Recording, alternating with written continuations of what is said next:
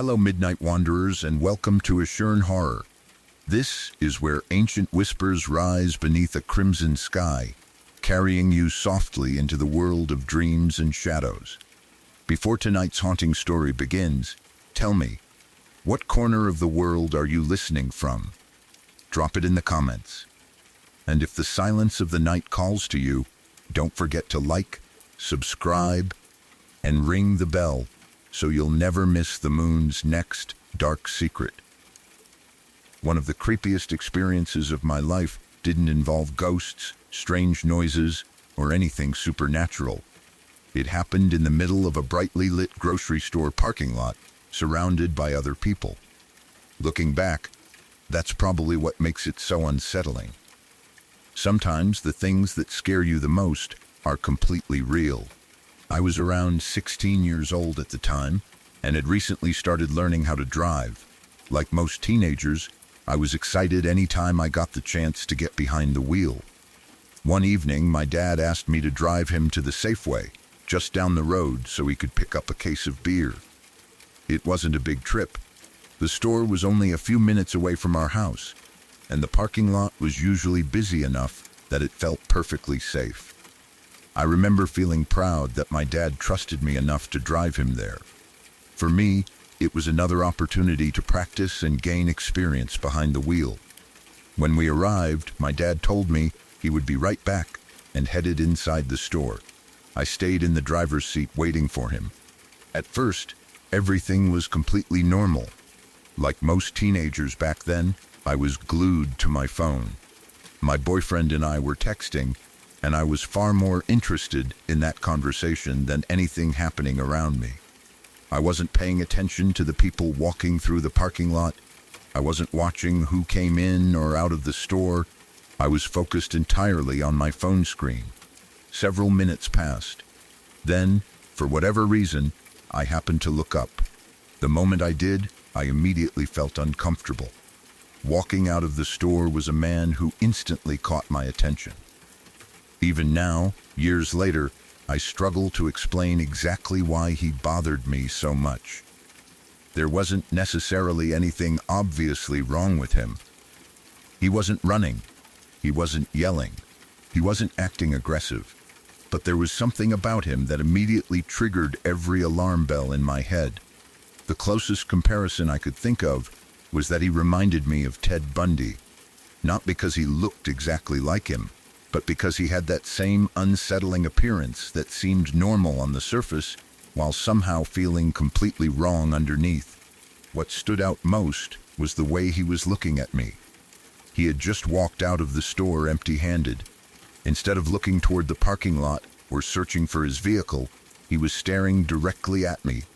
Not casually, not accidentally. Directly, and he was smiling. It wasn't a friendly smile.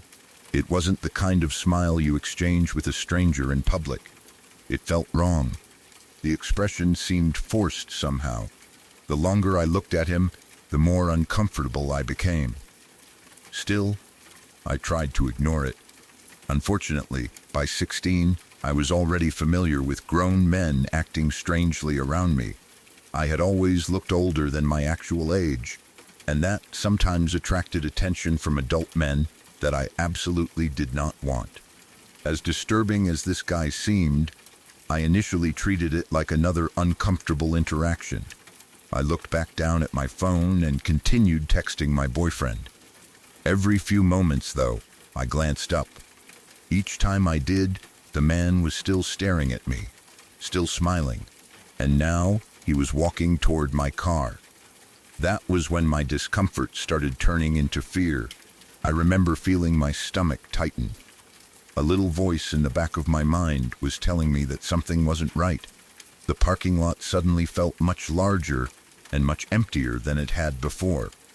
I checked my doors to make sure they were locked. Thankfully, they were. At that point, a smarter person probably would have called someone. My dad was inside the store. My boyfriend was literally texting me. I had a phone in my hand. I had multiple options. But fear doesn't always make people think clearly. When people imagine dangerous situations, They often picture themselves responding perfectly. They imagine taking charge, calling for help, recording evidence, making smart decisions. Real life doesn't always work that way.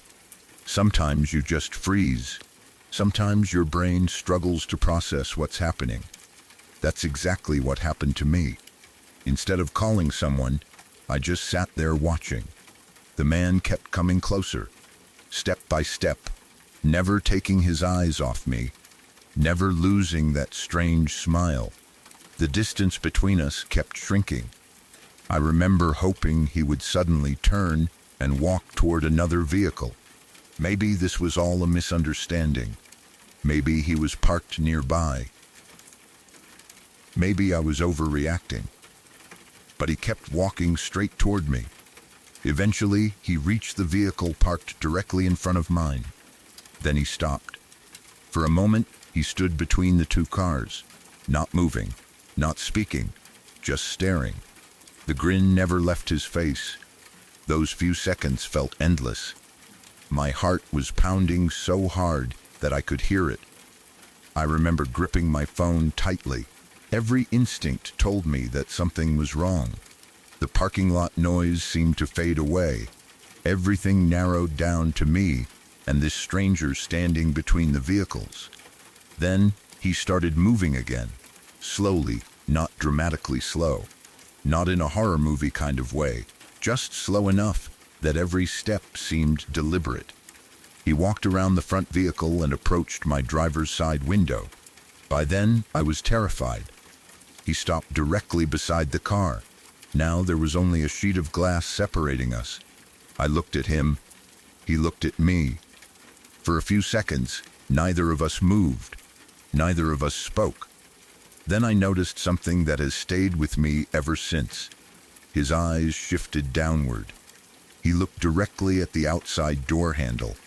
Not for a split second, not by accident. He deliberately looked at it. For a moment or two, his attention remained fixed on the handle. I remember holding my breath.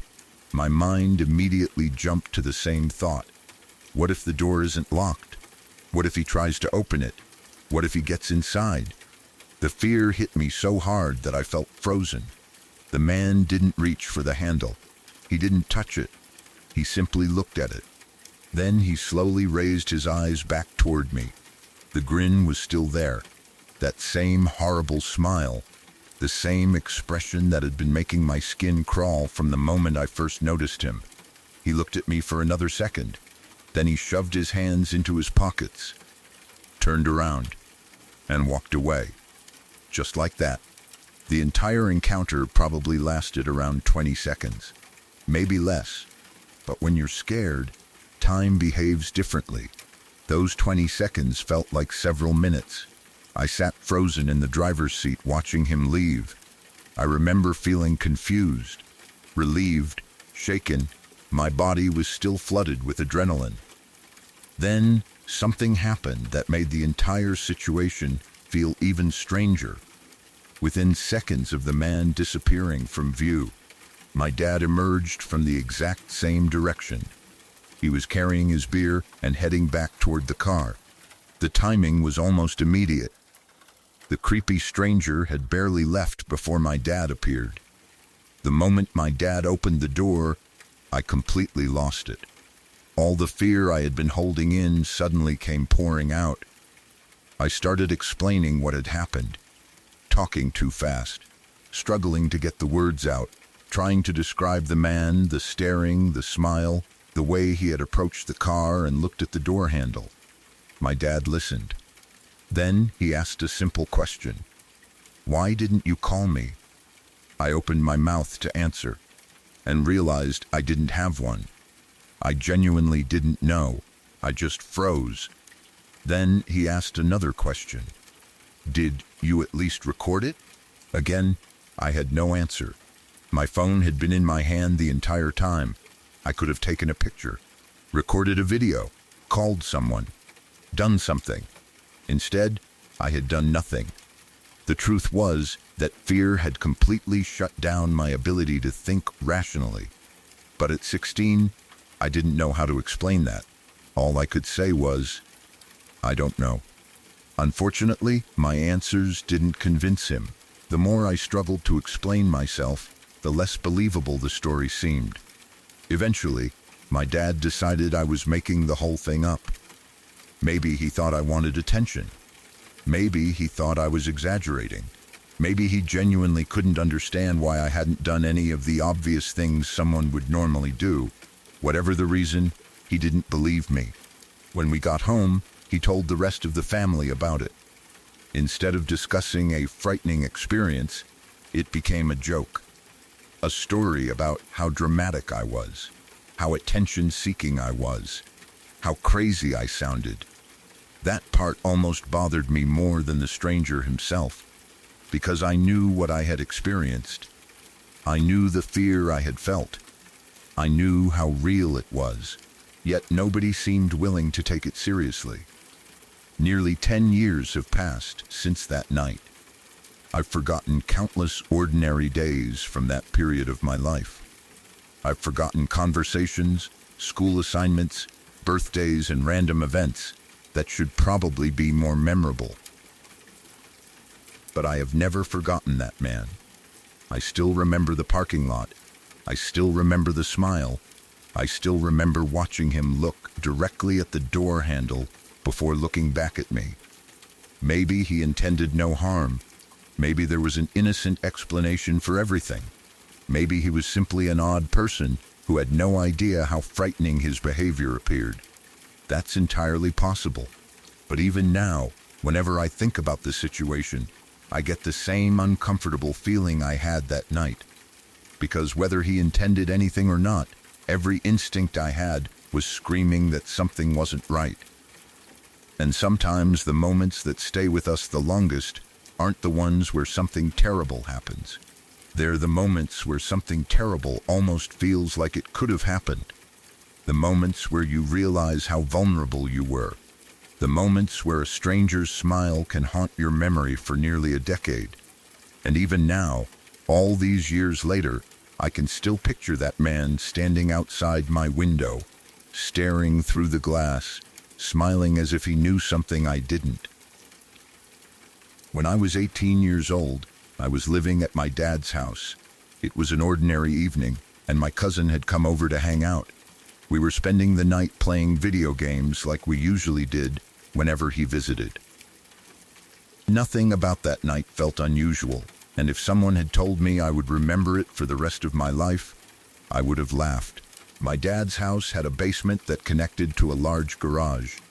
It was divided into two sections. The first half was used for storage and tools, while the second half had an old refrigerator where we kept soda and other drinks. Whenever we wanted something to drink, one of us had to go downstairs, walk through the basement, open the heavy door leading into the garage, cross the first section, and then continue into the second area where the refrigerator sat against the wall. I had made that walk hundreds of times before. There was nothing strange about the garage. It was a little dark and cluttered, but it was just another part of the house. That night, my cousin asked if I could grab us a couple of sodas. I got up from the game, joked that he was too lazy to get them himself, and headed downstairs. The house was quiet, except for the sounds of the video game coming from upstairs. I reached the basement, opened the garage door, and flipped on the light. The fluorescent lights buzzed softly as they came on, lighting up the first half of the garage. Everything looked completely normal. I walked through the first section, past the shelves and toolboxes, and headed toward the refrigerator in the back.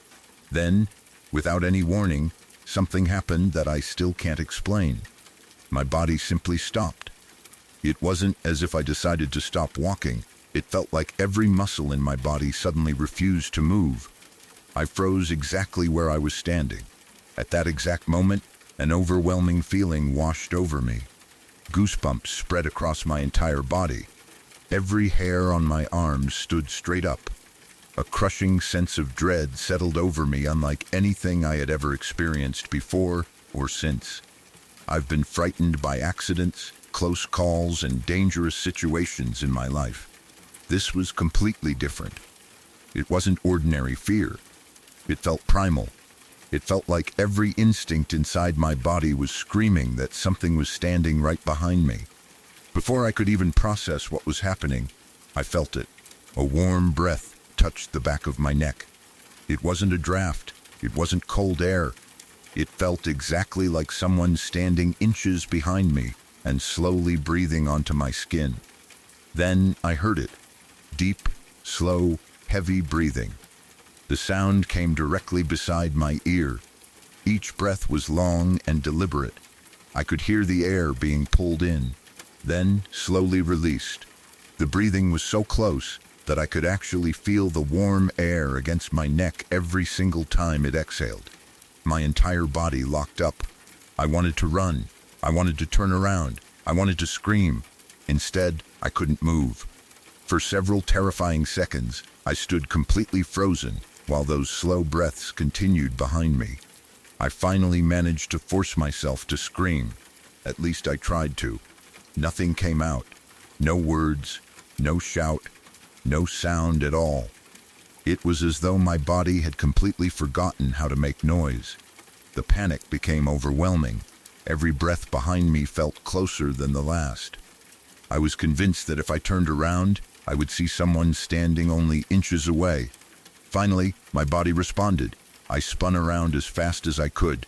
There was nobody there. The garage was completely empty. The lights were still on. Nothing had moved. I didn't stop to investigate. The second I realized I could move again, I ran. I sprinted across the garage, through the basement door, and toward the stairs as fast as I possibly could. By that point, I was completely panicked. I don't even remember climbing the stairs. I just remember trying to get as far away from that garage as I could. My mom heard the noise and came running downstairs to see what had happened. She found me standing there in tears, completely unable to explain myself. I kept trying to tell her that something had been breathing on my neck. Even saying the words out loud sounded unbelievable. She searched the basement and the garage. Nobody was there. Every door was locked. There was no sign that anyone else had entered the house. Eventually, after I calmed down enough to think clearly, I started trying to come up with logical explanations. Maybe there had been an air vent. There wasn't. Maybe someone had somehow snuck in to the garage. There was nowhere anyone could have hidden without me seeing them. Maybe I had imagined it. That explanation bothered me the most because the experience had felt incredibly real. I wasn't drinking. I wasn't using drugs. I was completely awake, healthy, and sober. There was no carbon monoxide issue in the house. Nothing that could easily explain what had happened. Over the years, I've remained a skeptical person. I don't automatically believe every paranormal story I hear. In fact, I usually look for ordinary explanations first. I've had a few experiences in my life that made me question things, but nothing has ever come close to that night. Even now, nearly a decade later, I still avoid going into that garage whenever I visit my dad. People sometimes tease me about it. They tell me I'm being irrational. Maybe they're right. But every time I stand near that basement door, I immediately remember that overwhelming feeling of dread. I remember freezing in place without understanding why. Most of all, I remember those slow, deep breaths against the back of my neck. Even writing this story now, at 27 years old, I can feel my eyes watering. My hands still get cold. Goosebumps spread across my arms exactly the way they did that night. Whatever happened in that garage, it left a mark on me that has never completely faded. I still don't know what caused it. Maybe there is a scientific explanation I simply haven't found. Maybe my brain experienced something incredibly unusual for a few terrifying seconds. I honestly don't know. All I know is that I've never experienced fear that intense before or since. It wasn't just being scared. It was the absolute certainty that something unseen, was standing directly behind me, breathing into my ear. That feeling has stayed with me ever since, and I don't think I'll ever forget it. I rewrote your story in simple American English, removed headings, kept the original events and meaning, improved the flow, and expanded the suspense naturally, while keeping it in paragraphs only. A few years ago, my boyfriend had gone out of town for a few days, so I was home alone with our 2 cats. I had the apartment to myself, and aside from missing him, it was a pretty normal night. I watched some TV, got ready for bed, and eventually fell asleep without thinking much about it. Sometime around 6 o'clock the next morning, I suddenly woke up. It wasn't because of a loud noise or one of the cats jumping on the bed. It was a strange feeling that pulled me out of sleep. The best way I can describe it is that I somehow knew I needed to turn over and look toward the corner of the bedroom behind me. I can't explain why. I hadn't heard anything. There wasn't any obvious reason to wake up. I just had an overwhelming feeling that I needed to look. So I rolled over. Standing quietly in the corner of my bedroom was a teenage girl. For a second, I honestly couldn't process what I was seeing. She wasn't transparent exactly, but she didn't look solid either. The closest comparison I can make is an old television tuned to a channel with nothing but static. Her outline looked unstable, almost as if tiny waves of interference were constantly moving across her body.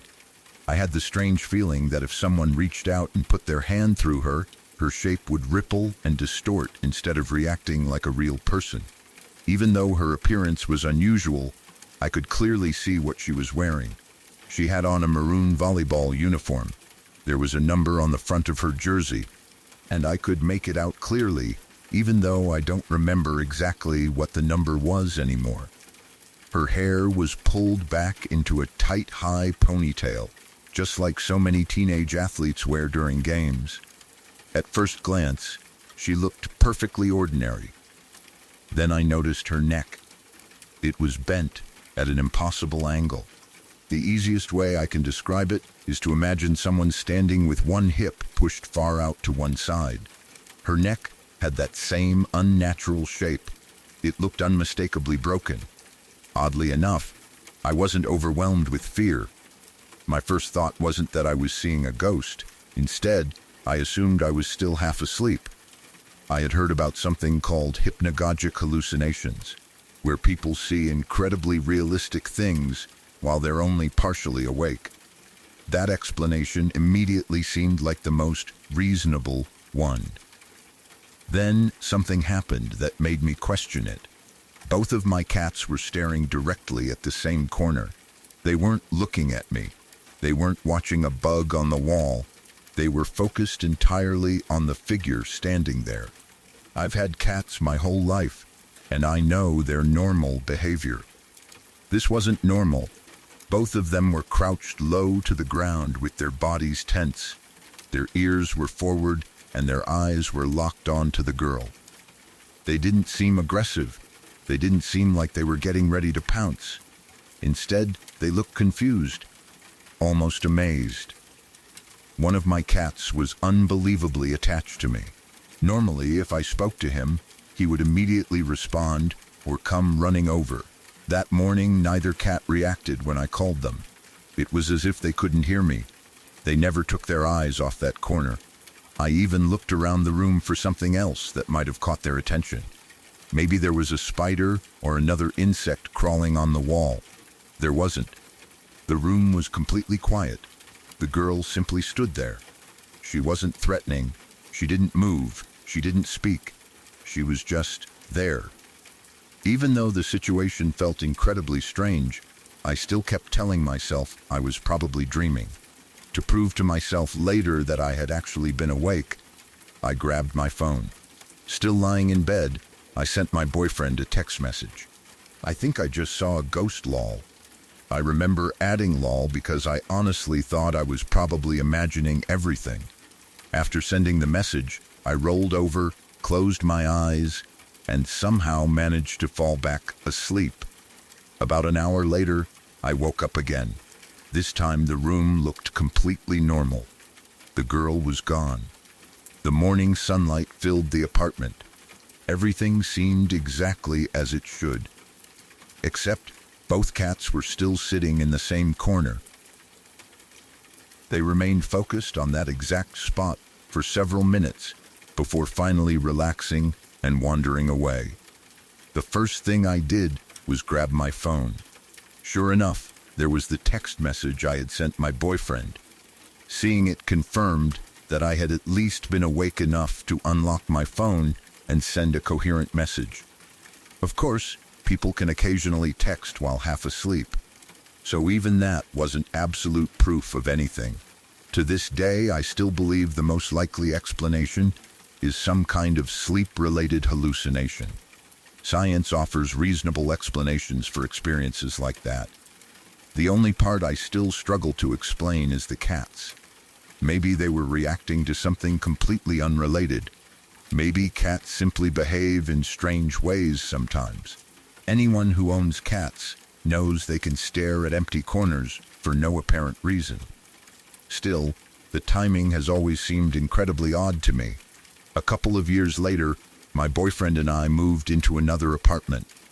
That's where things became even stranger. Unlike the first experience, I wasn't the only person witnessing what happened there. Several other people saw the same events, which made them much harder to dismiss as imagination. The apartment developed a reputation among our friends because bizarre things kept happening. One day we came home and found a kitchen knife sticking out of the bathroom wall. Neither of us had any idea how it got there.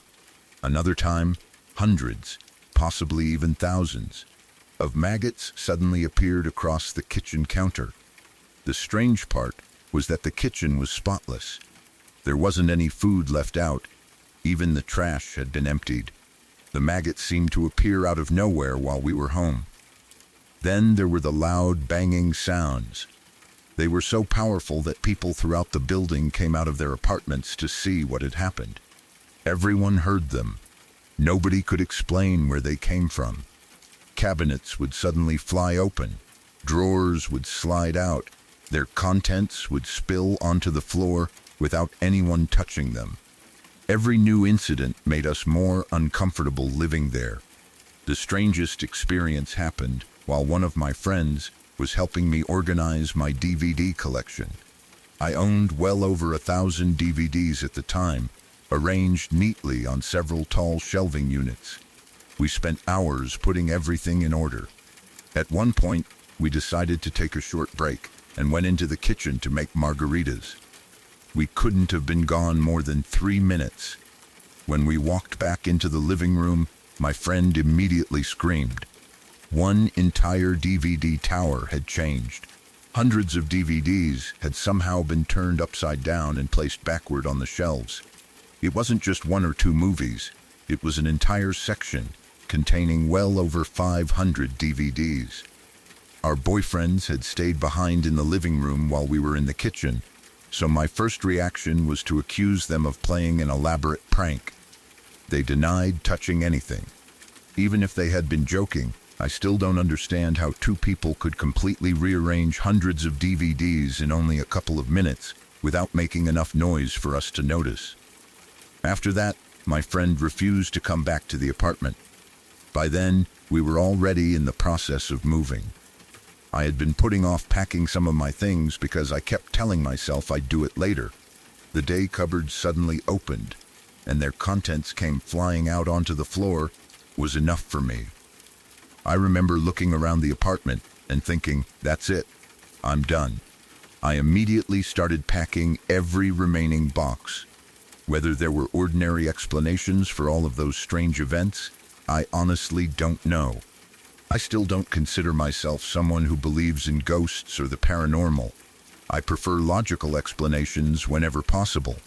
But between the girl standing in my bedroom, my cat's strange reaction, and everything that happened in that second apartment, I ended up with far more questions than answers.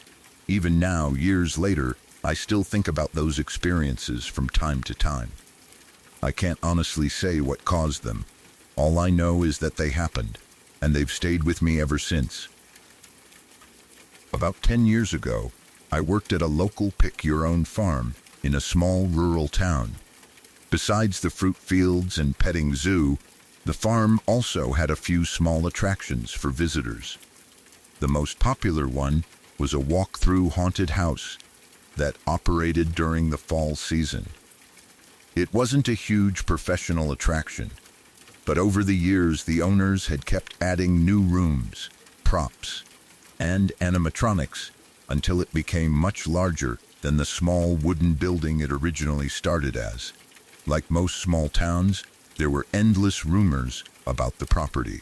Every local seemed to have a different story about what the land had been before the farm was built. Some people claimed it had once been a slave plantation. Others insisted it had been built on top of an old Native American burial ground. There were even stories about murders and disappearances that supposedly happened decades earlier. Most of us who worked there laughed those stories off. Every old property seems to collect ghost stories over time, and we figured this place was no different.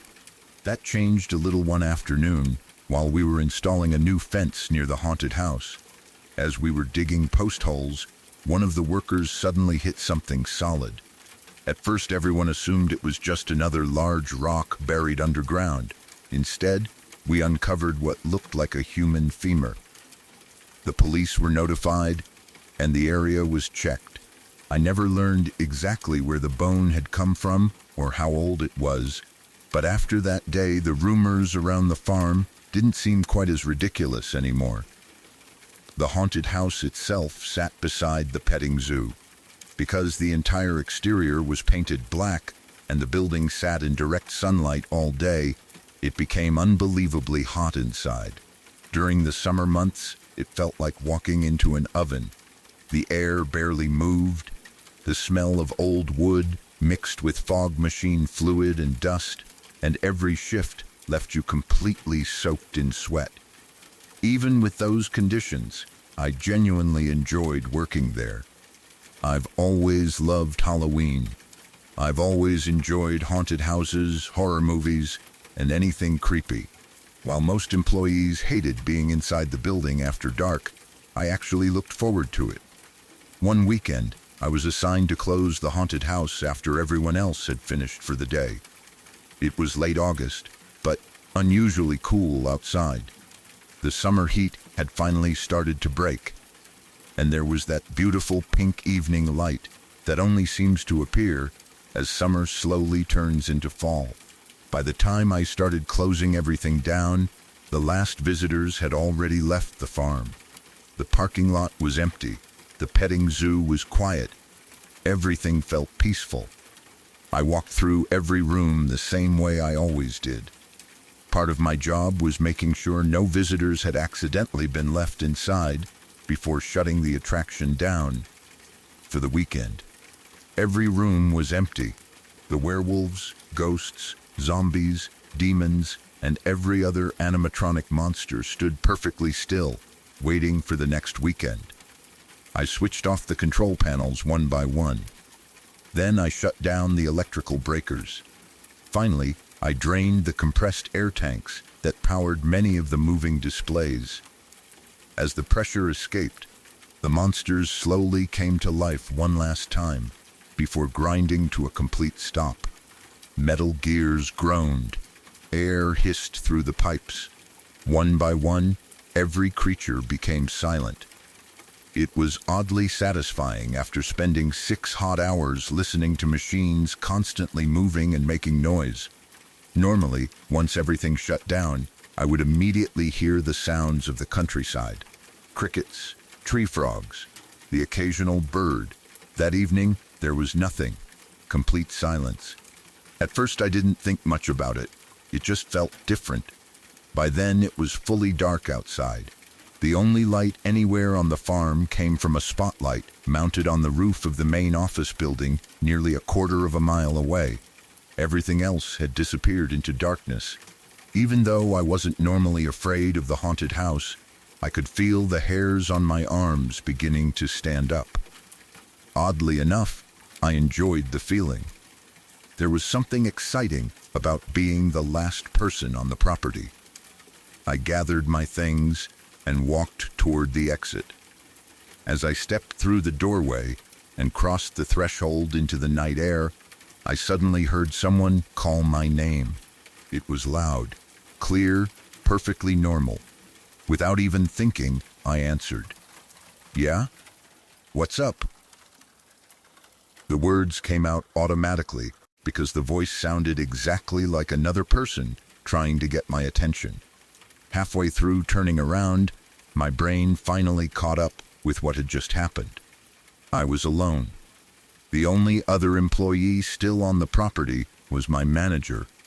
She was inside the office nearly a quarter-mile away waiting for me to lock up so we could both leave for the weekend. There shouldn't have been anyone standing behind me. I finished turning around. The haunted house doorway opened into complete darkness. Nothing moved. Nothing stood there. No prank. No coworker. No customer. No animal. Just the empty black entrance leading back into the attraction. The voice had sounded so completely ordinary that it took several seconds before the reality of the situation hit me. It hadn't sounded distorted. It hadn't echoed. It wasn't some spooky whisper like in a horror movie. It sounded exactly like someone standing only a few feet behind me, speaking in a completely normal voice. The realization hit me all at once. My heart started racing. Every instinct told me to get away from that building as fast as possible. I turned and ran. I don't mean I walked quickly. I sprinted across the farm toward the office faster than I had ever run at work before. By the time I reached the building, I was completely out of breath. My manager looked up the moment I came through the door. She immediately knew something was wrong. After I finally caught my breath, I explained everything that had happened. To her credit, she didn't laugh. She listened carefully while I described hearing someone clearly call my name. Then she checked the security cameras. The footage showed exactly what I already feared. She had never left the office. For the entire time, I had been closing the haunted house. She had been sitting at her desk doing paperwork. There was no sign of anyone else anywhere on the property. Even after hearing my story, she walked back to the haunted house with me and searched every room. Nobody was inside. Nothing had been disturbed.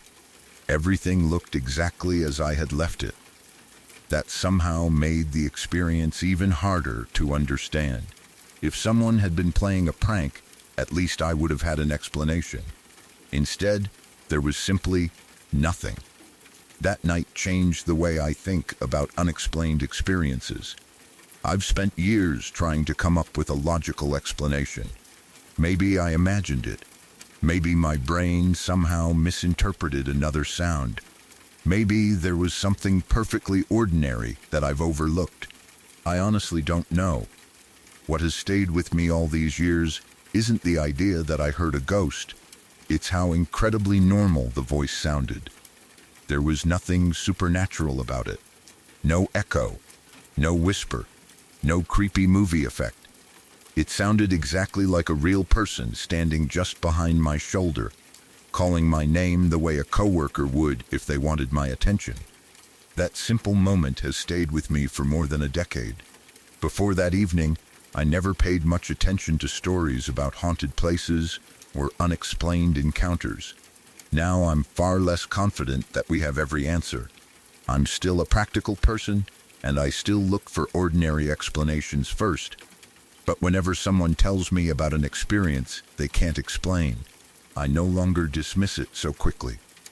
Because once you've heard your own name spoken by someone who isn't there, it becomes much harder to say with complete certainty that we already understand everything about the world around us. When I tell people this story today, most of them think I'm exaggerating or making it up.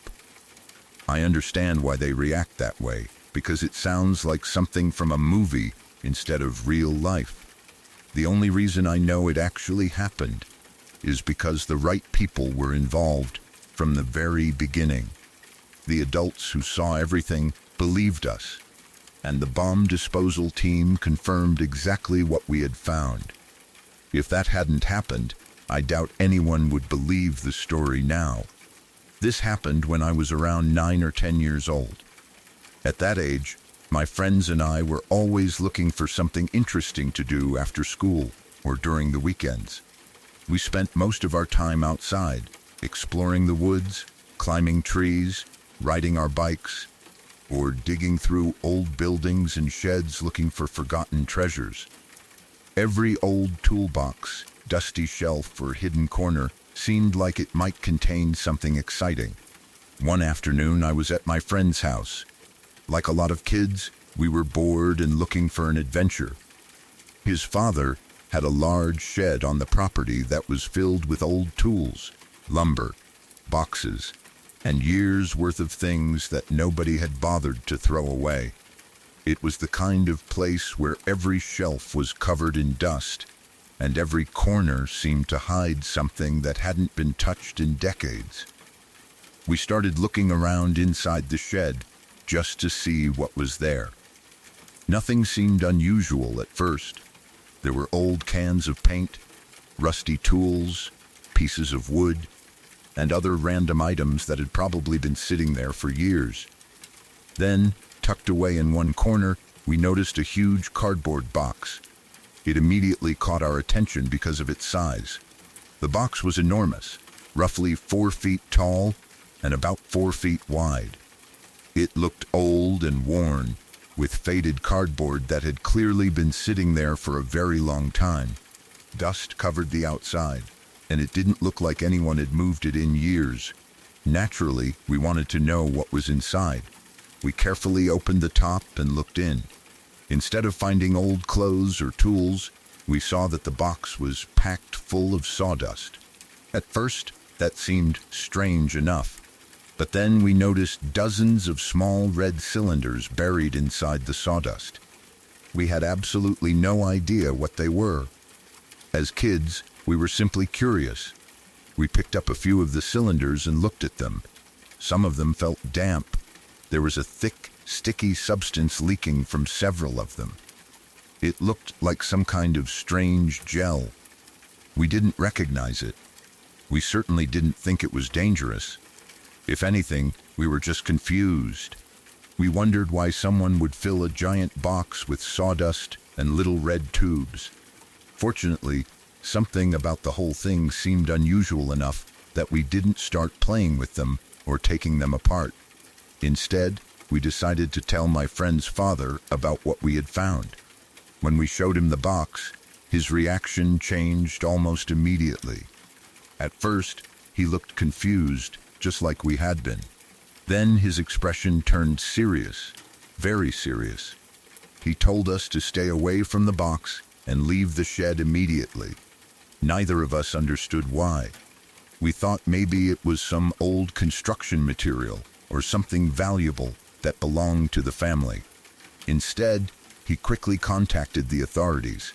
It didn't take long before professionals arrived. Soon, bomb disposal experts were at the property. Watching those vehicles pull up was incredibly strange because we still didn't fully understand what was happening. We only knew that the adults were taking the situation much more seriously than we expected. The specialists examined the box very carefully.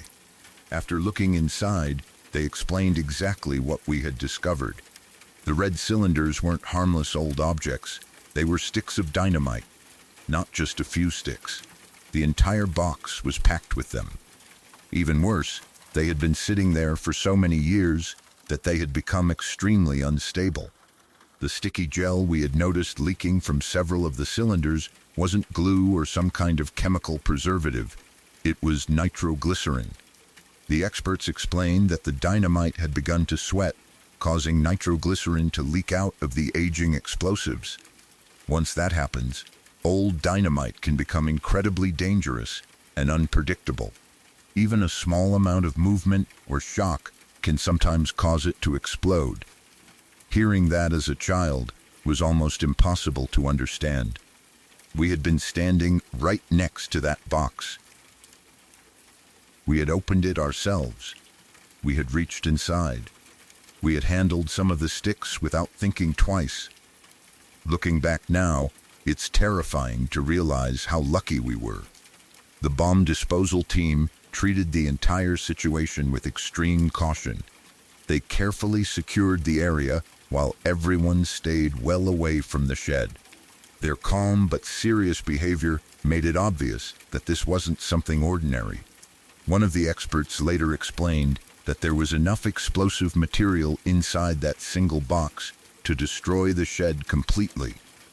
The explosion would almost certainly have taken the nearby house with it as well, and depending on how everything detonated, parts of the surrounding neighborhood could also have been badly damaged.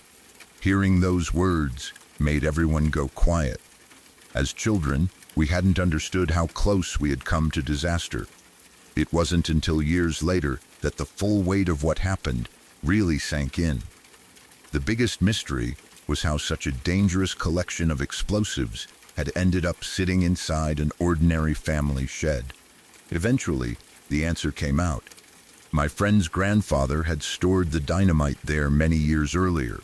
At the time, it apparently wasn't unusual for people in certain jobs or rural areas to keep explosives for clearing land, construction work, or other heavy projects. Somehow, after storing the box in the shed, he simply forgot about it. As the years passed, the box remained exactly where it had been placed. One decade became another. People cleaned the shed, moved things around it, and continued using the building without realizing what was sitting only a few feet away. Eventually, everyone who knew about the box either forgot it existed or assumed it had already been removed. Meanwhile, the dynamite continued aging. Little by little, it became more unstable. By the time my friend and I found it, it had become a disaster waiting to happen. The thought of that still gives me chills. We were just two curious kids exploring an old shed. We weren't trying to do anything dangerous. We were simply looking for something interesting to pass the time. If we had decided to throw one of the cylinders, hit it with a hammer, or even carry a few of them outside to play with, there's no telling what could have happened. We didn't know any better. Thankfully, luck was on our side. Instead of treating the discovery like a toy, we showed it to an adult. That single decision may have saved not only our lives, but the lives of everyone living nearby. Even now, many years later, I can still picture that dusty cardboard box sitting quietly in the corner of the shed. It looked completely harmless. There were no warning labels that caught our attention.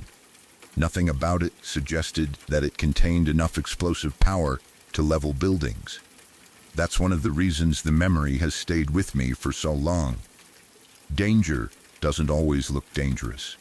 Sometimes the most deadly things appear completely ordinary until someone who knows what they're looking at recognizes the threat. Whenever I tell this story today, people usually smile politely or assume I'm exaggerating. Some even laugh because they think no one could accidentally leave that much dynamite sitting in a shed for years. I don't blame them. It sounds unbelievable. If I had only heard the story from someone else, I might have questioned it too. But the bomb disposal experts saw the box with their own eyes. They handled the situation. They explained exactly what it was. The adults who were there witnessed everything that happened. Without those professionals confirming it, this story would probably sound like nothing more than an unbelievable childhood tale. Instead, it became one of those moments that permanently changes how you think about luck. As a child, you often believe you're invincible. You don't spend much time thinking about how quickly life can change. Experiences like this take away some of that innocence. You realize that sometimes the difference between an ordinary afternoon and a terrible tragedy is nothing more than one small decision. In our case, that decision was choosing to tell an adult instead of continuing to explore the box ourselves. I still think about that day from time to time. Not because I enjoy remembering it, but because it reminds me how close we came to something we never even understood. When you're 9 or 10 years old, you don't expect a dusty old cardboard box to contain enough explosives to destroy a neighborhood. You expect to find old toys, broken tools, or forgotten junk. Instead, we found something that could have ended several lives in an instant. That's the kind of experience that stays with you forever. No matter how many years pass, you never completely forget the feeling of realizing just how close you came to disaster without even knowing it at the time. Growing up, my older brother was violent toward me. It wasn't something that happened only once or twice. It happened often enough that I developed routines to survive. Whenever he became angry, my first instinct was to run. My bedroom became the only place where I felt I had even the smallest chance of protecting myself. There had been many times when he chased me through the house. Sometimes he yelled, sometimes he threw things, and sometimes he grabbed whatever was nearby to threaten me. On more than one occasion, that object was a kitchen knife. One day was worse than all the others. He was chasing me through the house with a steak knife in his hand. I wasn't thinking about fighting back. I was only thinking about getting to my room before he caught me. In the past, if I could lock myself inside, I usually had a chance. The bedroom door wasn't especially strong, but I had learned to shove heavy furniture against it. A dresser, a chair, anything I could move quickly became part of a barricade. Even then, he often managed to damage the door. Over the years, I had several bedroom doors replaced because he would kick, punch, or smash them trying to get inside. I had come to expect that. A broken door felt almost normal compared to everything else. That day, though, the door was different. It must have been made from cheaper materials because it barely slowed him down. I had only seconds to push furniture against it before I heard the first crash. The wood splintered almost immediately. I remember hearing another loud hit. Then another. The door didn't hold. It broke apart far more easily than the others had, and suddenly he was inside my room with the knife. I had nowhere left to run. My back was against the wall, and I was completely trapped. I remember the overwhelming fear more clearly than anything else. It wasn't ordinary fear. It was the kind of terror where your body seems to stop working the way it should. Everything around me became blurred, almost unreal. After that, my memory becomes fragmented. I don't remember making a decision. I don't remember throwing the first punch or pushing him. It's as though part of my mind simply shut off. The next clear memory I have is completely different. My brother was lying on the concrete floor, curled up and bleeding from his head. I was standing over him. Without even realizing how I had gotten there, I found myself stomping on him. For a moment, it felt like I was watching someone else instead of myself. I wasn't thinking clearly. Years of fear, panic, and desperation had exploded all at once. Then I stopped. I noticed the knife. I bent down, picked it up, and held it in my hand. I knew exactly what I was about to do. For the first time in my life, I wasn't thinking about escaping anymore. I wasn't thinking about hiding behind a broken bedroom door. I wasn't thinking about surviving the next few minutes. Everything had reached a point where I believed there was only one way for it to end. Before I could do anything, my father appeared. He didn't yell. He didn't ask questions. He didn't panic. Without saying a single word, he walked over to me and quietly took the knife out of my hand. I let him. Neither of us spoke. He then helped my brother out of the room and disappeared down the hallway. I stayed where I was, completely numb. There was blood on the floor, broken pieces of the door scattered around the room, and furniture pushed against the walls where I had tried to keep him out. I didn't clean any of it. I couldn't. Some time later, my father came back by himself. Again, he didn't say anything. He simply cleaned the blood from the floor, picked up the broken pieces, and left the room. That was the end of it. No police, no ambulance, no family meeting, no discussion about what had happened. No one asked if I was okay. No one asked why it had happened. No one talked about my brother chasing me with a knife. It was as though the entire event had been erased the moment the blood was cleaned away. Life continued as if nothing had happened. For years, nobody ever mentioned that day again. I didn't know what my father told my mother, if he told her anything at all. I assumed she must have known because it seemed impossible that something so serious could be hidden. Years later, as an adult, I finally brought it up while talking with my mother. I expected that she might remember at least some part of it. Instead, she looked at me with complete confusion. She said she had no idea what I was talking about. She insisted that nothing like that had ever happened. She hadn't noticed anything unusual at the time. My brother getting injured wasn't uncommon, so seeing him hurt wouldn't have stood out to her. When I described the entire incident, she simply didn't believe me. She told me I was making the story up. In her mind, it didn't fit the person she believed I was. She described me as quiet, shy, and physically weak. She couldn't imagine me fighting back, let alone overpowering someone who had been terrorizing me. Rather than asking questions, she dismissed it completely. According to her, I had invented the entire memory. Hearing that was almost as painful as the event itself. It made me question my own memories, even though I knew exactly what I had lived through. She was the only family member I ever told. I never shared the story with friends.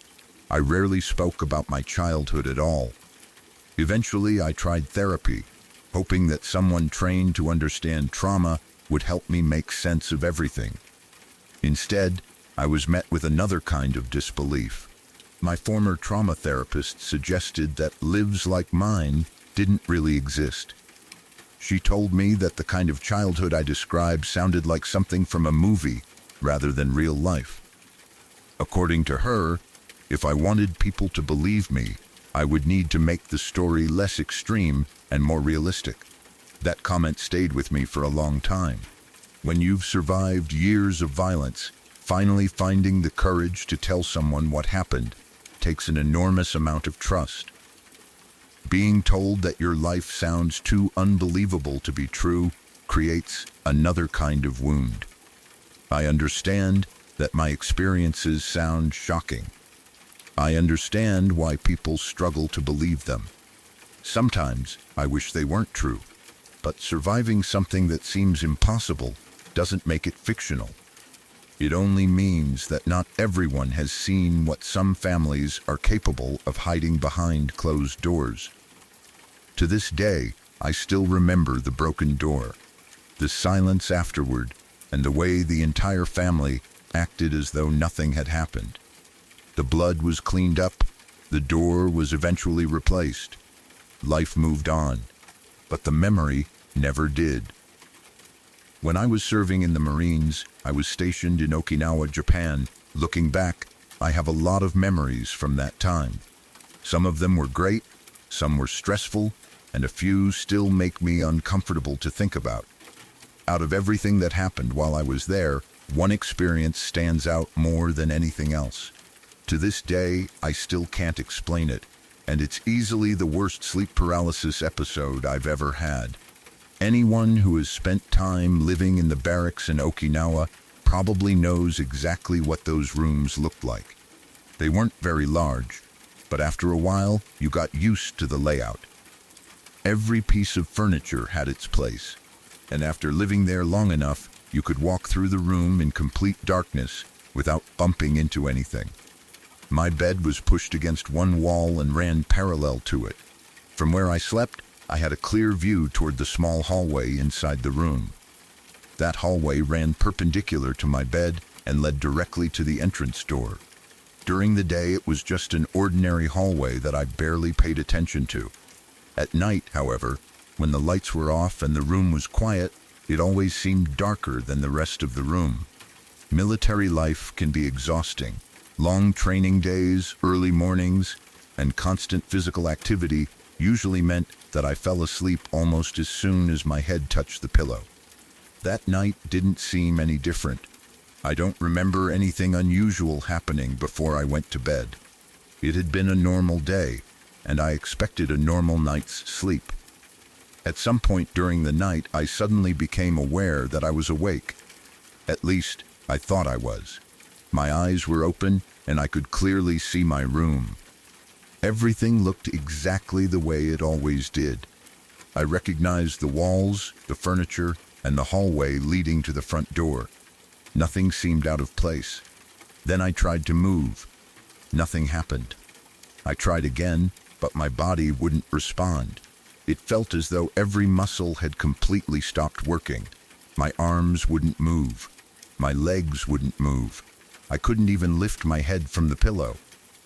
Almost immediately, panic started to set in. I knew something was wrong, but I couldn't do anything about it. As I stared toward the hallway, trying to understand what was happening, I noticed movement. At first, it was only slight. Something slowly appeared around the corner. It looked like someone was carefully peeking into the room. A woman slowly leaned her head around the corner of the hallway. She didn't rush. She didn't make a sound. She simply looked at me. I remember every detail feeling incredibly real. It wasn't like watching a dream. The room looked exactly as it always did, and she seemed just as real as everything else around me. For a moment, she stayed there with only her head visible, watching me from around the corner. Then, without warning, she moved. She suddenly stepped out into the main part of the room. The movement caught me completely off guard. Instead of staying hidden, she calmly walked into the room and started moving toward my bed. She wasn't running. She wasn't speaking. She wasn't making any noise at all. She simply walked. Slowly, step by step. Every second felt longer than the last. I wanted to get up. I wanted to yell for my roommate. I wanted to do anything that would make it stop, but I couldn't move a single muscle. My breathing felt heavy, and it seemed impossible to force any sound out of my mouth.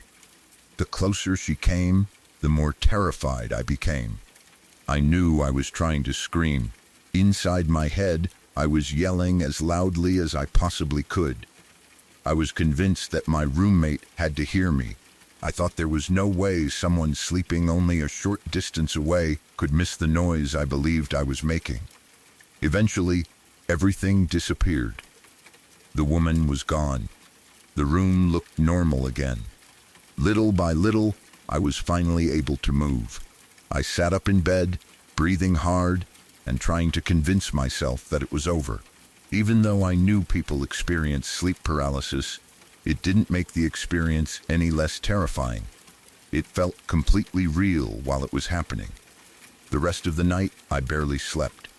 Every time I closed my eyes, I kept thinking about that woman slowly stepping out from the hallway and walking toward me.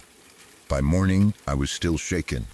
As soon as my roommate woke up, I asked him a question that had been bothering me ever since I got out of bed. I asked, "Did you hear me yelling last night?" I expected him to say yes. I expected him to tell me I had been shouting or making strange noises. Instead, he looked confused. He simply said no. He told me he hadn't heard anything at all. Not a scream, not a shout, nothing. That answer somehow made the experience even more unsettling. During the paralysis, I had been completely convinced that I was yelling with everything I had. In reality, the room had remained completely silent. Years have passed since that night, and I've learned that sleep paralysis can create incredibly vivid hallucinations. Knowing the science behind it helps explain some of what happened, but it doesn't erase the memory. Even now, I can still picture that hallway exactly as it looked. I can still remember the woman slowly peeking around the corner before stepping into the room. I've experienced bad dreams before, and even other episodes of sleep paralysis, but none of them have ever felt as real or as terrifying as that night in Okinawa. Whether it was simply my brain trapped between sleep and wakefulness, or something I'll never fully understand, it's a memory that has stayed with me ever since. Even today, whenever I think back to my time in the Marines, that silent figure walking toward my bed is one of the first memories that comes to mind. In November of 2024, I bought my very first house. It was one of the biggest moments of my life.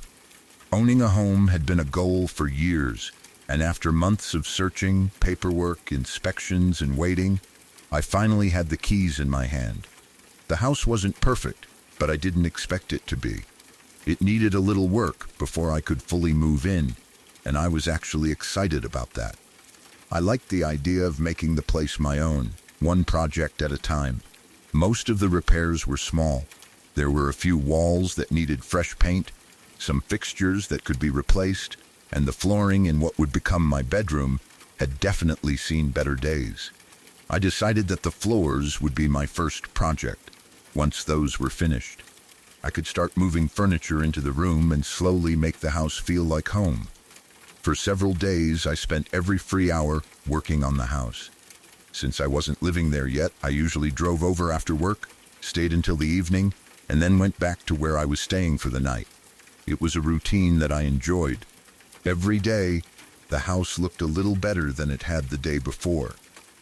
One evening, sometime near the end of November, I was working on the bedroom floor by myself. It had already been a long day, and the weather outside had changed dramatically. That morning had started bright and sunny. By the afternoon, clouds had rolled in. Then, the snow began. At first, it was only a few light flakes drifting through the air. Within a couple of hours, the snowfall became much heavier. It was one of those storms that seems to arrive out of nowhere. The kind where everything looks completely normal in the morning, but by nightfall, the entire world has disappeared under a thick blanket of snow. By the time evening arrived, there was already well over a foot of fresh snow covering the ground. I remember checking the time several times while I worked. It was somewhere around 8 or 9 o'clock at night. The house was completely silent, except for the occasional sound of my tools and the soft creaking that old houses sometimes make. I was the only person there. Since I knew the roads would only get worse as the storm continued, I kept walking over to the bedroom window every so often to check the weather. I wanted to leave before driving became dangerous. My plan was simple. I would finish what I could that evening, head home before the roads became impossible, and return the next day to continue working. Each time I looked outside, the snowfall seemed heavier than before. The streetlights cast a soft orange glow over the snow, making everything outside look strangely peaceful. There weren't many cars on the road anymore, and the neighborhood felt unusually quiet. After checking outside once again, I turned back toward the room and continued working. A few minutes later, I stood up and looked toward the same window. As I glanced at the glass, I wasn't actually paying attention to the reflection at first. I was focused on the weather outside, trying to judge whether I still had enough time to finish another section of flooring before leaving. Then something caught my eye. In the reflection of the window, I noticed what looked like a person standing behind me. It happened so quickly that I almost ignored it. For a split second, I assumed it had to be my own reflection, appearing at an odd angle. But almost immediately I realized that wasn't possible. The figure wasn't standing where I was. It was standing in the doorway of the bedroom. My heart instantly skipped a beat. I froze. For a moment, I simply stared at the reflection, trying to understand what I was seeing. It looked like a woman. She wasn't moving. She wasn't doing anything threatening. She was simply standing there in the doorway, looking into the room. The image was clear enough that I could tell it wasn't just a shadow or a trick of the light. Without thinking, I spun around as fast as I could. The doorway was completely empty. There wasn't anyone there. The hallway beyond the room was silent. For a few seconds, I stood perfectly still, listening for footsteps or any sound that might explain what had happened. Nothing, not even the creak of the floor. I slowly turned back toward the window.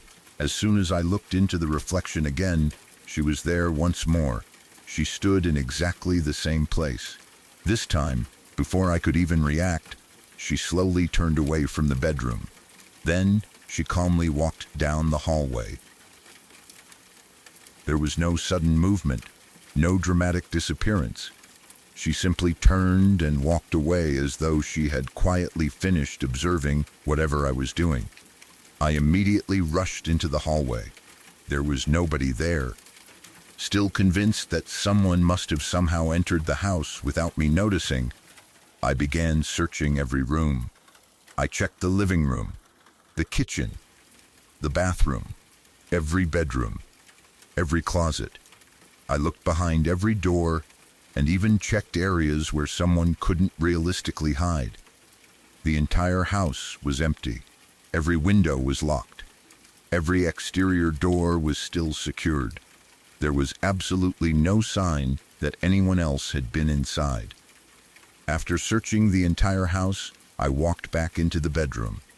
The room looked exactly as it had before. The tools were where I had left them. The flooring materials hadn't been disturbed. Nothing was missing. Nothing had been moved.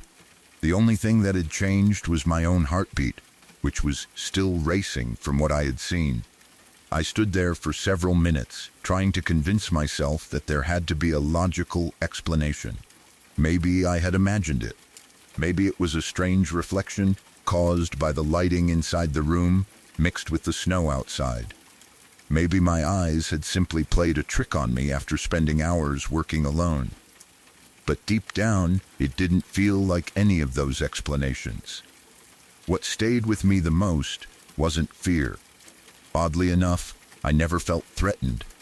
There was no overwhelming sense of danger, no feeling that I needed to run, no feeling that something evil was in the house.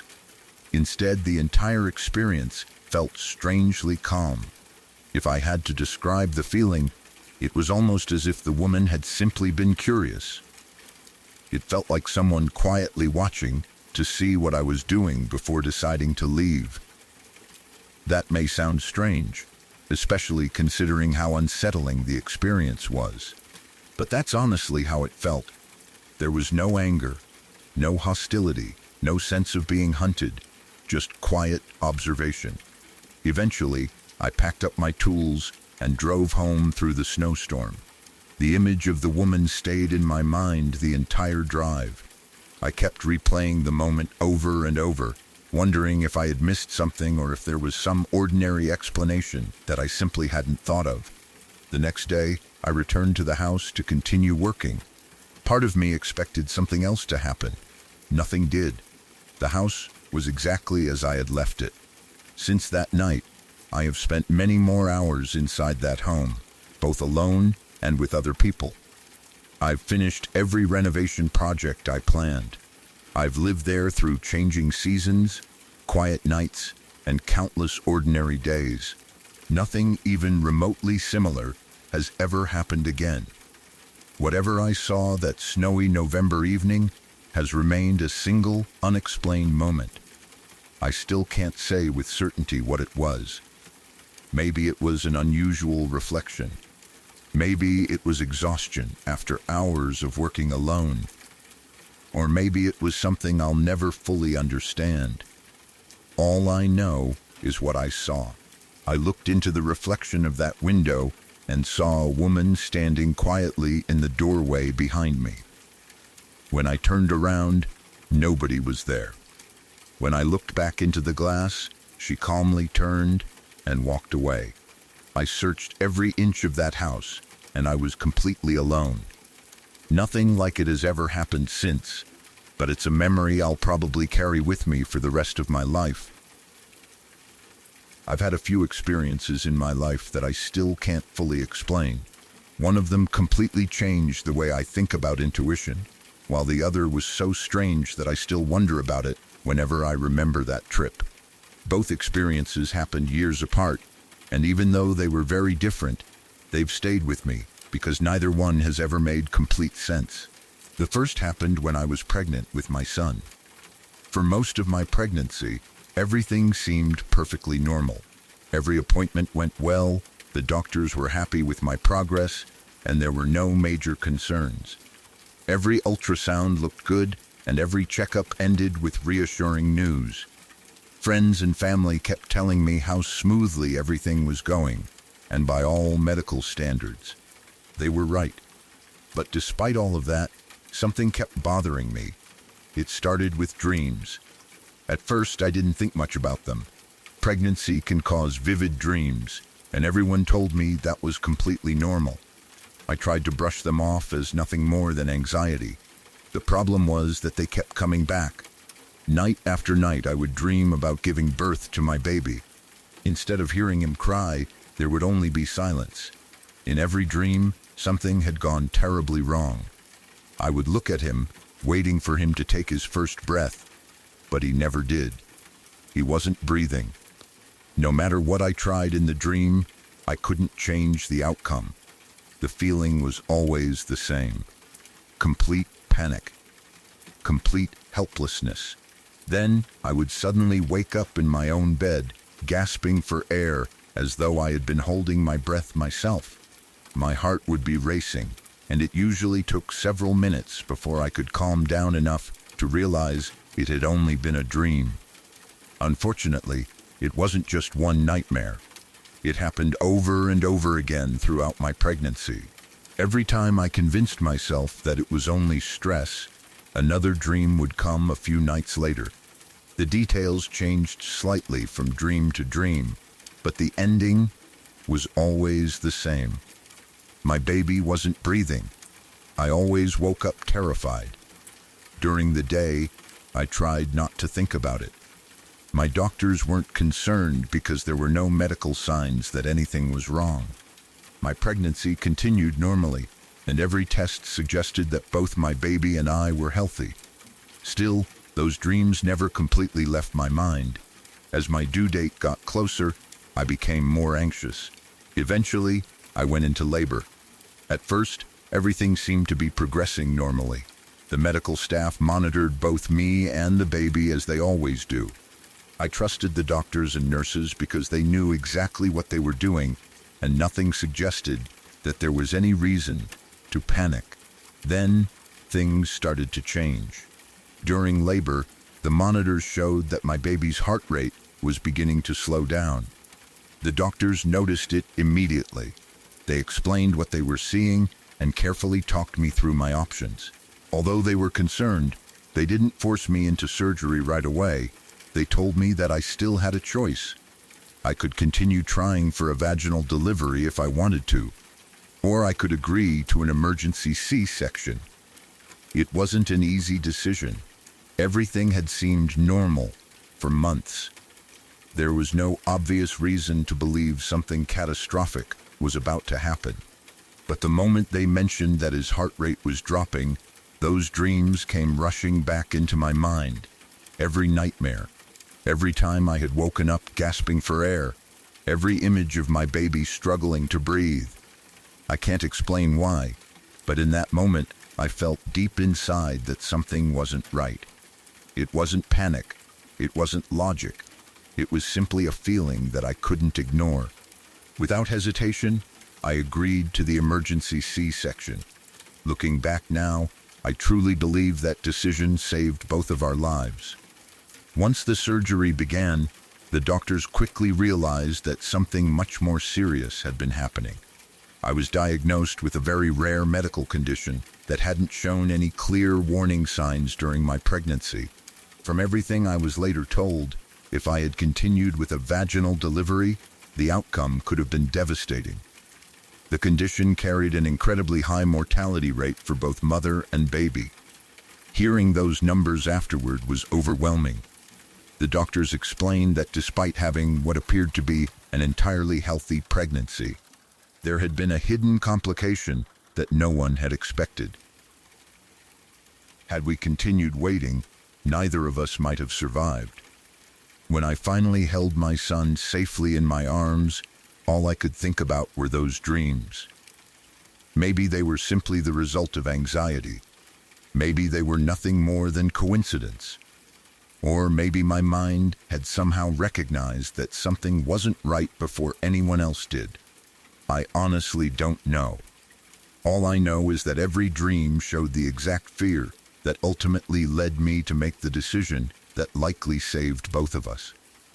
Today, my son is 3.5 years old. He's healthy, full of energy, constantly running around, asking questions, laughing, and turning every quiet room into a playground. Watching him grow reminds me every single day how grateful I am that I listened to that feeling. As strange as that experience was, it wasn't the only unexplained thing that's happened to me. Sometime later, I had the opportunity to stay with my aunt in Germany. One interesting detail about her home is that it isn't an ordinary house. She lives in a castle. Even saying that out loud still sounds unusual, but it's true. The castle has been standing for centuries, and like many old European buildings, it has an incredible amount of history behind it. The rooms are large, the hallways seem endless, and there is a quiet atmosphere that feels very different from any modern home. While I was staying there, my son and I slept together in one of the bedrooms. One night, I had an incredibly vivid dream. It didn't feel like an ordinary dream at all. In the dream, several young children quietly entered the bedroom. They weren't frightening. They simply seemed curious. They walked over to the bed and looked at me and my sleeping son as though they had never seen us before. I smiled at them. Since my son was asleep, I politely asked them if they could be a little quieter so they wouldn't wake him. The children immediately looked surprised. One of them turned to the others and said something that has stayed with me ever since. "She can see us?" They sounded genuinely shocked, almost as though they hadn't expected me to notice them at all. A moment later, an older woman entered the room. She appeared to be their mother. She gently gathered the children together and started leading them back toward the doorway. Before they left, I smiled and told her it was all right. I said they could stay if they wanted. She stopped. She looked just as surprised as the children had been. For a brief moment, she simply stared at me. Then she smiled warmly without saying a word before quietly leading the children out of the room. The dream ended there. The next morning, I didn't think much about it. It had certainly been unusual, but dreams often are. Later that day, while talking with the housekeeper, the conversation somehow turned to the history of the castle. Completely out of nowhere, she looked at me and casually asked, "So, how many ghosts did you see?" I honestly thought she was joking. Then I realized she was completely serious. When I told her about the children and the woman from my dream, she didn't seem surprised at all. Instead, she smiled as though she'd heard similar stories before. I couldn't help laughing. If there really had been ghosts wandering around the castle, at least they had been polite. The children were simply curious, the mother was kind, and everyone seemed perfectly friendly. Considering how old the castle was, I even joked that if they really were ghosts, there was probably a good chance they were distant relatives somehow. Whether either experience has a logical explanation or not, I honestly can't say. Maybe my pregnancy dreams were simply anxiety mixed with coincidence. Maybe the castle dream was influenced by staying in such an old and historic place. Or maybe there are some things in life that we simply don't have enough answers to explain. Either way, both experiences have stayed with me for years, and every time I think about them, I find myself asking the same question. What if they were more than just dreams? When I was around 11 or 12 years old, something happened that stayed with me for the rest of my life. Even now, as an adult, I can still picture every detail as clearly as I could that night. For years, I questioned whether I had imagined it. I tried to convince myself that maybe I had been half asleep, or that my eyes had played a trick on me in the darkness. But what happened years later changed the way I looked at that memory forever. At the time, my family lived in an older house that always felt a little unusual. During the day, it seemed perfectly normal. It was just another family home where we lived our everyday lives. Nothing about it looked scary. Friends came over without thinking twice, and life went on as usual. At night, though, the house felt completely different. Like many older homes, it made noises that were easy to explain. The floors creaked as the wood settled, pipes would occasionally make strange sounds, and sometimes the wind would rattle the windows. My parents always said those noises were completely normal, and I believed them. Still, there was something about that house that made me uncomfortable after dark. I couldn't explain it. There were certain parts of the hallway where I always felt like someone was watching me, even when I knew I was alone. If I had to walk through the house late at night, I usually hurried without really knowing why. I never saw anything unusual before that night, but I always had the feeling that I wasn't completely alone. One night, when I was somewhere around 11 or 12 years old, I woke up needing to use the bathroom. The house was completely silent. Everyone else was asleep. I climbed out of bed, still half asleep myself, and walked into the hallway. Fortunately, the bathroom was directly across from my bedroom. It couldn't have been more than 3 or 4 steps away.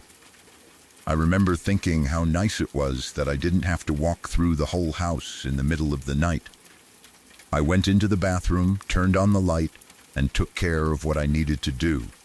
Nothing seemed unusual. Everything was perfectly normal. When I finished, I turned off the light and opened the bathroom door to go back to my room.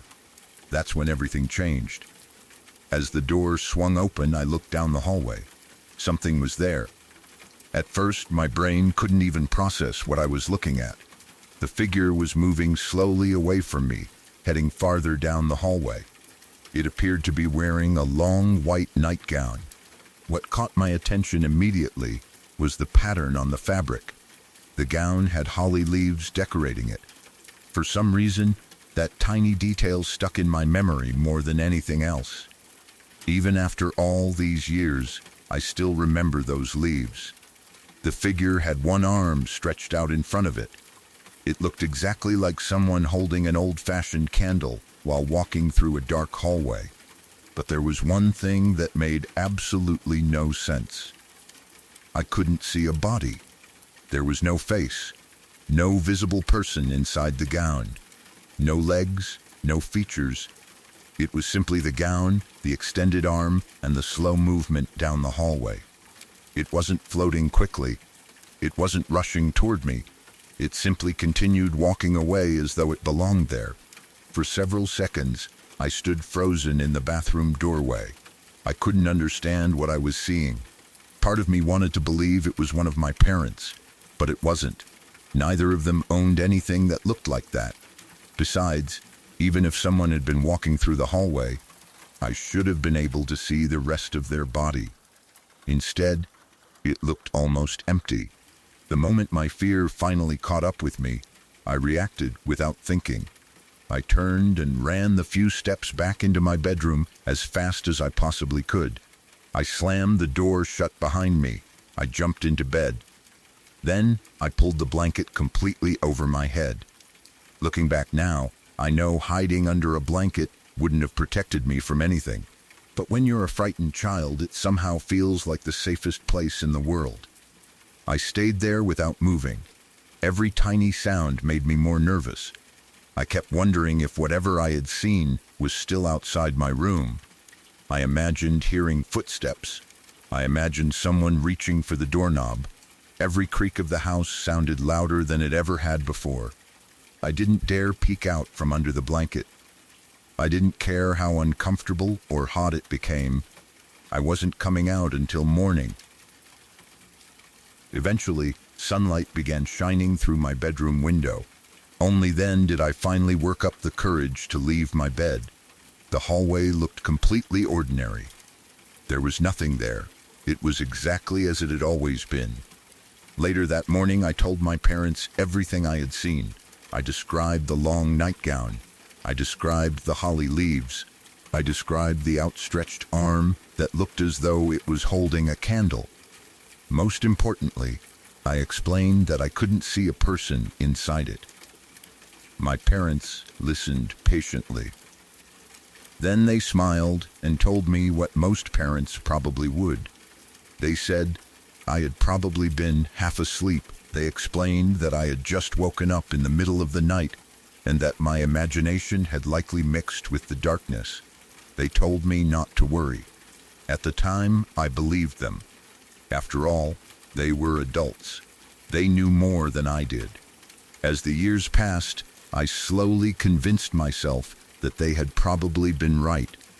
Whenever the memory came back, I would remind myself that I had been a kid. Maybe I really had imagined it. Maybe it had been nothing more than a dream that felt real. Life moved on.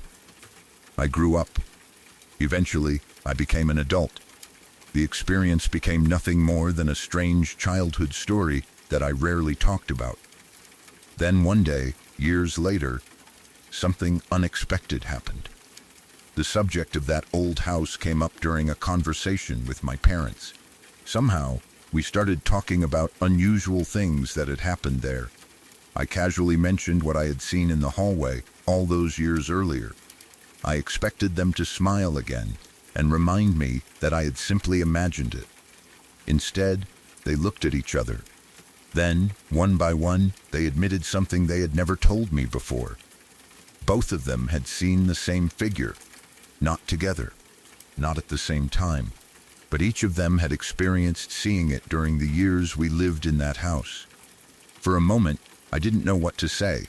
I had spent years believing that my childhood memory had been nothing more than an overactive imagination. Now my own parents were telling me that they had seen it too. I immediately asked why they had never told me. They explained that they hadn't wanted to frighten me when I was a child. They thought it would be better if I believed it had simply been my imagination instead of growing up afraid of the house. I understood why they had made that decision. At the same time, it completely changed the way I viewed that night. If I had been the only person to experience it, I could still explain it away. But knowing that both of my parents had quietly kept the same secret for years made it much harder to dismiss. To this day, I still don't know what any of us actually saw. Maybe there is a perfectly logical explanation. Maybe old houses, poor lighting, and tired minds can create convincing illusions. Or maybe there are experiences that simply don't fit neatly into ordinary explanations. I honestly don't know. What I do know is that every time I think about visiting that house again, I feel the same uneasy feeling I had as a child. The building still stands, and my family still talks about it from time to time. Whenever I have a reason to go back, I keep my visits short. I don't enjoy staying there after dark. I certainly don't wander through the hallway in the middle of the night anymore. Whether it was a trick of the mind or something none of us can explain, that house has never felt completely normal to me. Some places leave you with memories. That house left me with questions, and even after all these years, I still don't have the answers. This isn't the scariest thing that has ever happened to me, but it's definitely one of the strangest experiences I've ever had. Even now, I still think about it from time to time because I never found a reasonable explanation. Everything happened while I was working at a restaurant during 2024, and although months have passed since then, I can still remember every detail. The restaurant itself was much bigger than most people expected.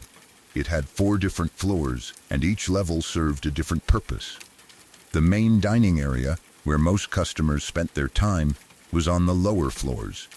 The second floor was completely different. It was designed for families with young children and included a large indoor playground and play area where kids could run around while their parents enjoyed their meals downstairs.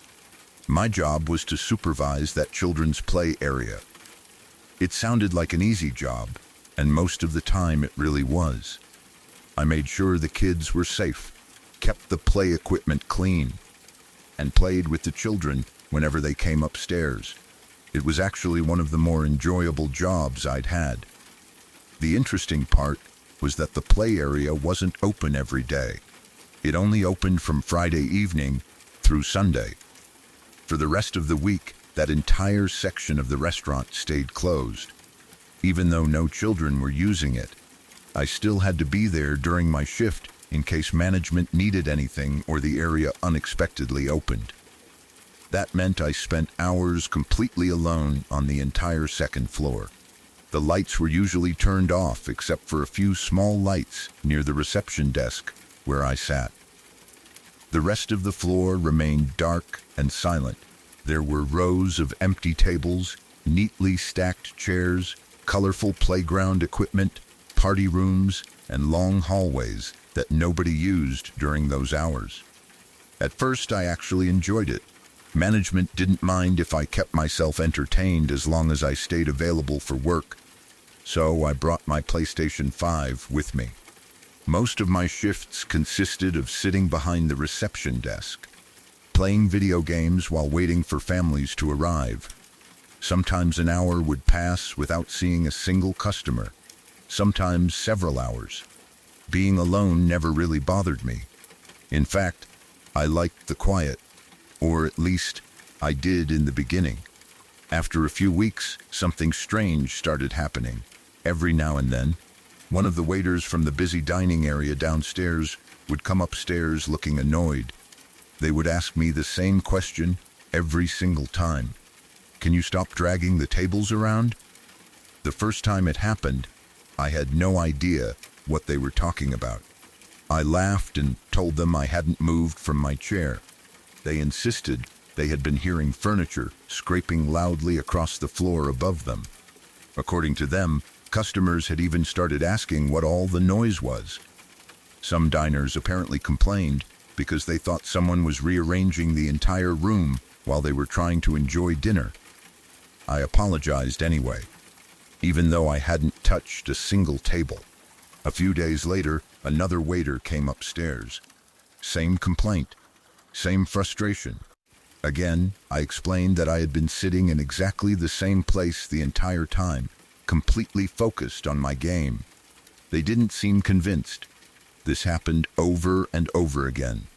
Different employees, same question, same mysterious sounds. No matter how many times I explained that I wasn't moving furniture, people downstairs kept hearing tables and chairs being dragged across the floor. The strange part was that I never heard any of it myself. There was one important reason for that. I'm partially deaf. Certain sounds are much harder for me to hear than they are for other people. Because I usually had headphones on while playing games, I assumed the noise everyone else was describing simply wasn't reaching me. Eventually, I decided to stop bringing my PlayStation. Instead, I started bringing books to read during the long, quiet shifts. Reading meant complete silence. No headphones, no game sounds, nothing distracting me. That's when everything changed. For the first time, I heard it myself. It started quietly, a long scraping sound. It sounded exactly like someone dragging a heavy wooden chair across the floor.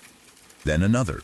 A few minutes later, I heard what sounded like an entire table being pulled across the room. The sound echoed through the empty floor. It wasn't subtle. It was loud. Loud enough that there was no way I could mistake it for something else. I immediately stood up. The entire second floor was empty. Every table was exactly where it had been. Every chair remained neatly pushed underneath the tables. Nothing had moved. I walked through every section of the floor. The birthday party rooms were empty. The playground was empty. The hallways were empty. There wasn't another person anywhere upstairs. I returned to my chair. A few minutes later, scrape, another chair. Then another. The sounds continued throughout my shift. Sometimes they were close. Sometimes they seemed to come from the far side of the floor. Every single time I investigated, I found absolutely nothing. Eventually, I stopped trying to explain it. I live in a tropical country where stories about strange experiences, haunted places, and unexplained events are fairly common. Whether people believe those stories or not, almost everyone has heard them growing up. After a while, I simply accepted that whatever was making those noises wasn't something I could explain. It was still frightening. But I made peace with it. At least I thought I had. Then, something happened that completely changed the way I felt about working there. One evening, I was sitting behind the reception desk reading my book, like I usually did. The floor was completely silent. The lights were low. The playground stretched out in front of me. While reading, something caught my attention from the corner of my eye. I looked up. At first, I only noticed movement. Then I saw it clearly. A shadow. Not an ordinary shadow created by light. This was shaped like a person. It was incredibly tall. I would estimate around 6 feet 8 inches. Its body looked unnaturally thin. It was completely black. Not dark clothing. Not a person standing in poor lighting. Just a solid black silhouette.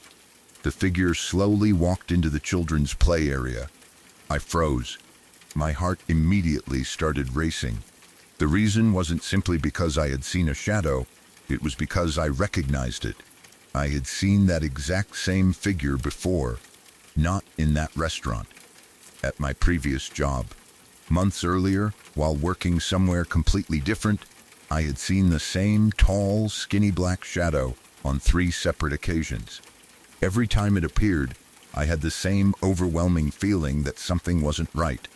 The atmosphere around it always felt heavy, uncomfortable, impossible to explain. Eventually, those experiences became one of the reasons I left that job.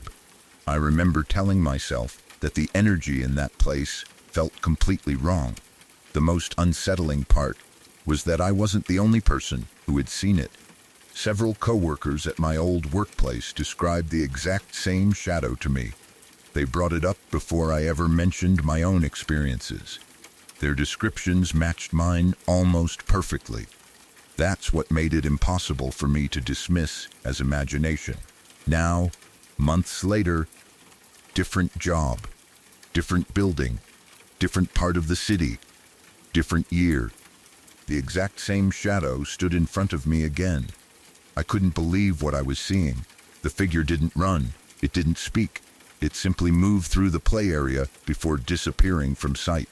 For several seconds I couldn't move. Every instinct told me to leave. Eventually I forced myself to stand and check the room. Nothing. The playground was empty. Every corner was exactly as it should have been. There wasn't a single person upstairs. I told several of my coworkers what had happened. Their reactions were mixed. Some laughed and said I had probably imagined it.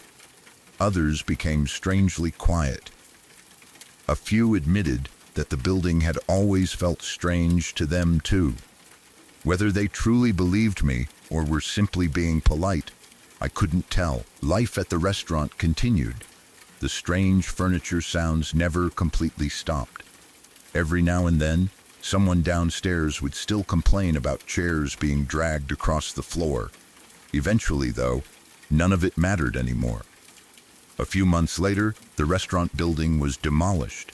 The company relocated all of us to different locations.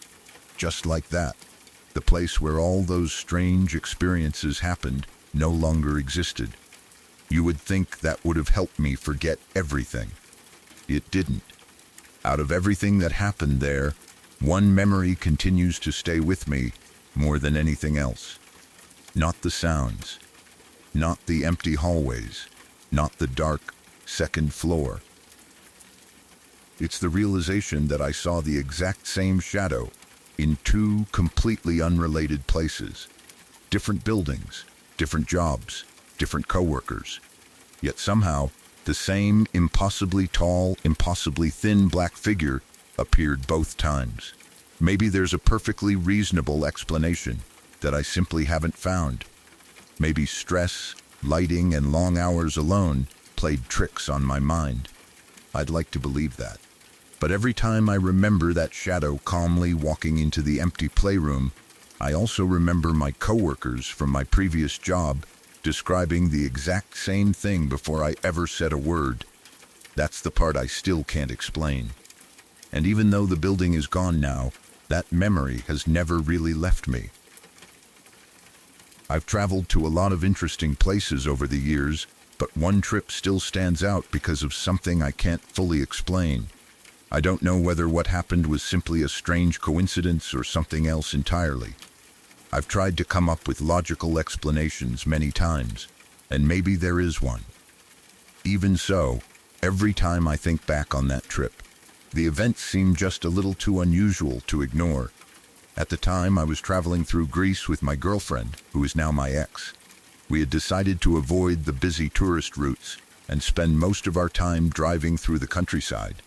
Instead of rushing from one famous destination to another, we wanted to explore smaller towns, quiet villages, and historic places that many visitors never stop to see.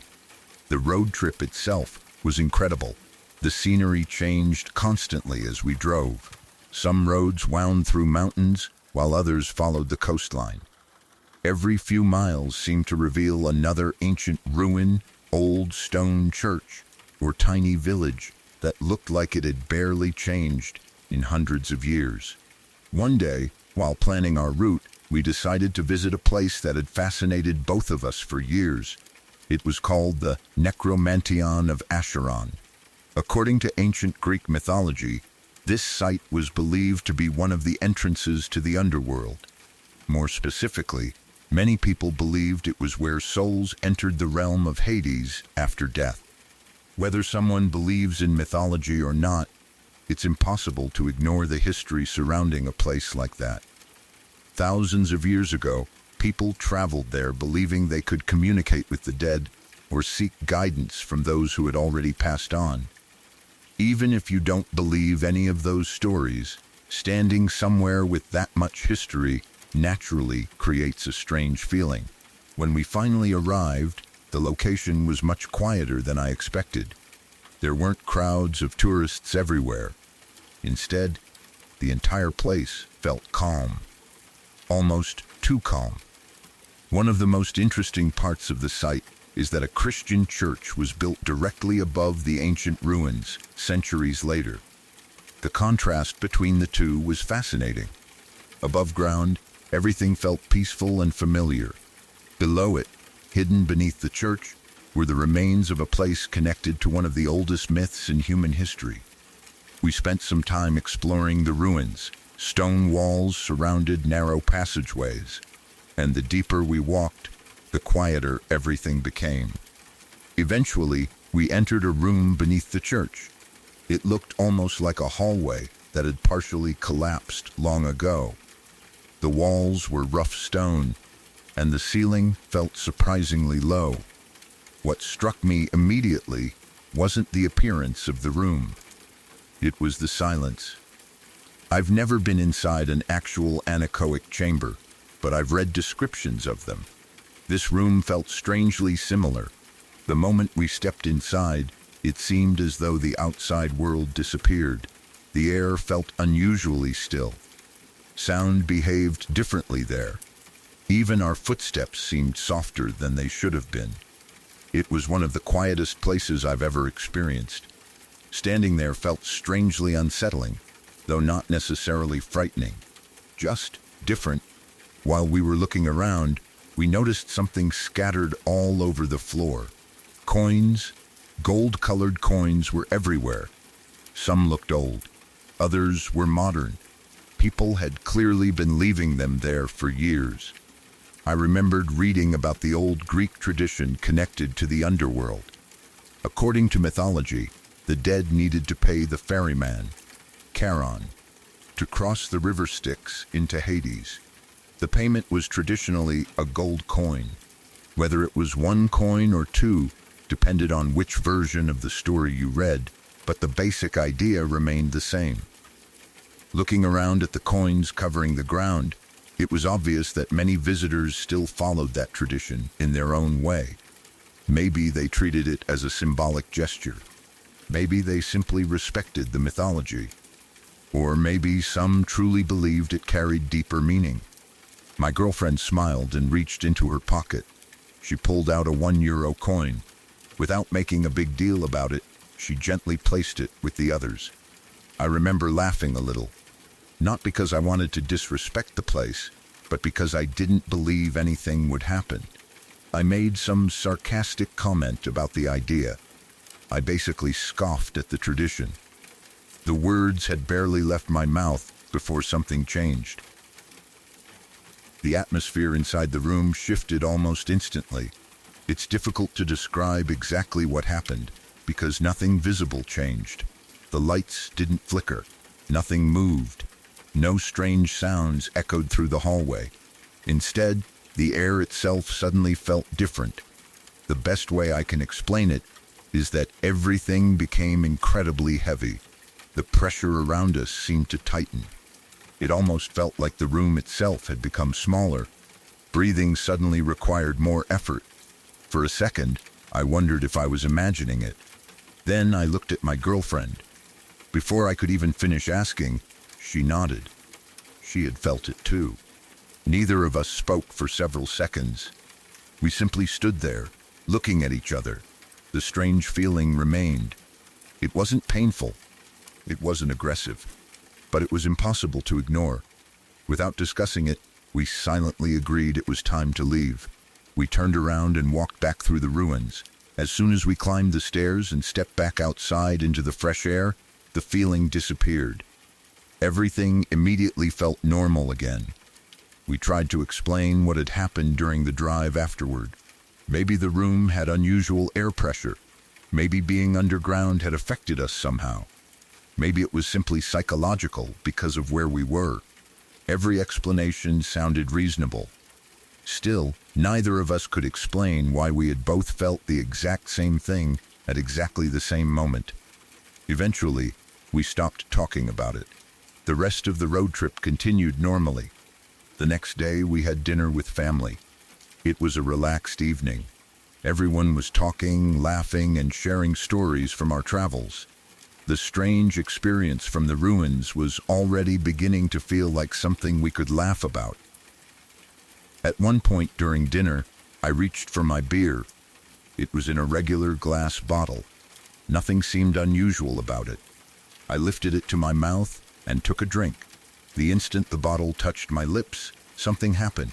A tiny piece of glass suddenly broke away from the rim. I didn't even realize it at first. Then I felt something hard inside my mouth. Instinctively, I stopped drinking. Instead of swallowing, I carefully moved my tongue until I found it. I slowly spit it into my hand. It was a razor-thin shard of glass. It had broken perfectly from the lip of the bottle. The shape was almost like the letter C. Looking at it afterward made my stomach turn. The piece wasn't large, but it was incredibly sharp. If I hadn't noticed it immediately, if I had swallowed normally, that shard could have gone straight down my throat. At best, it might have caused serious internal injuries.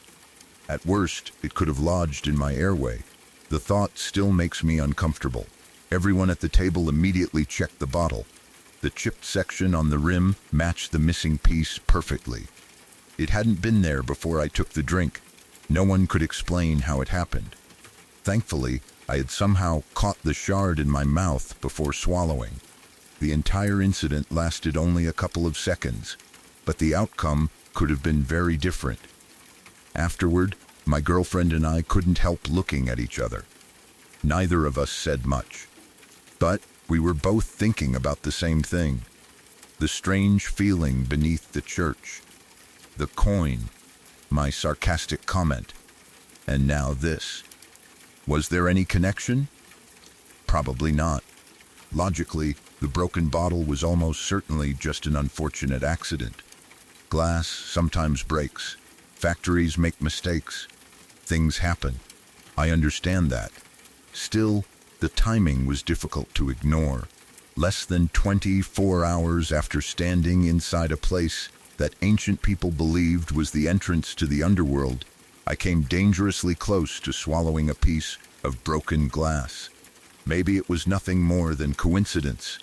Maybe our minds naturally connected two unrelated events because humans tend to look for patterns. That's probably the most reasonable explanation.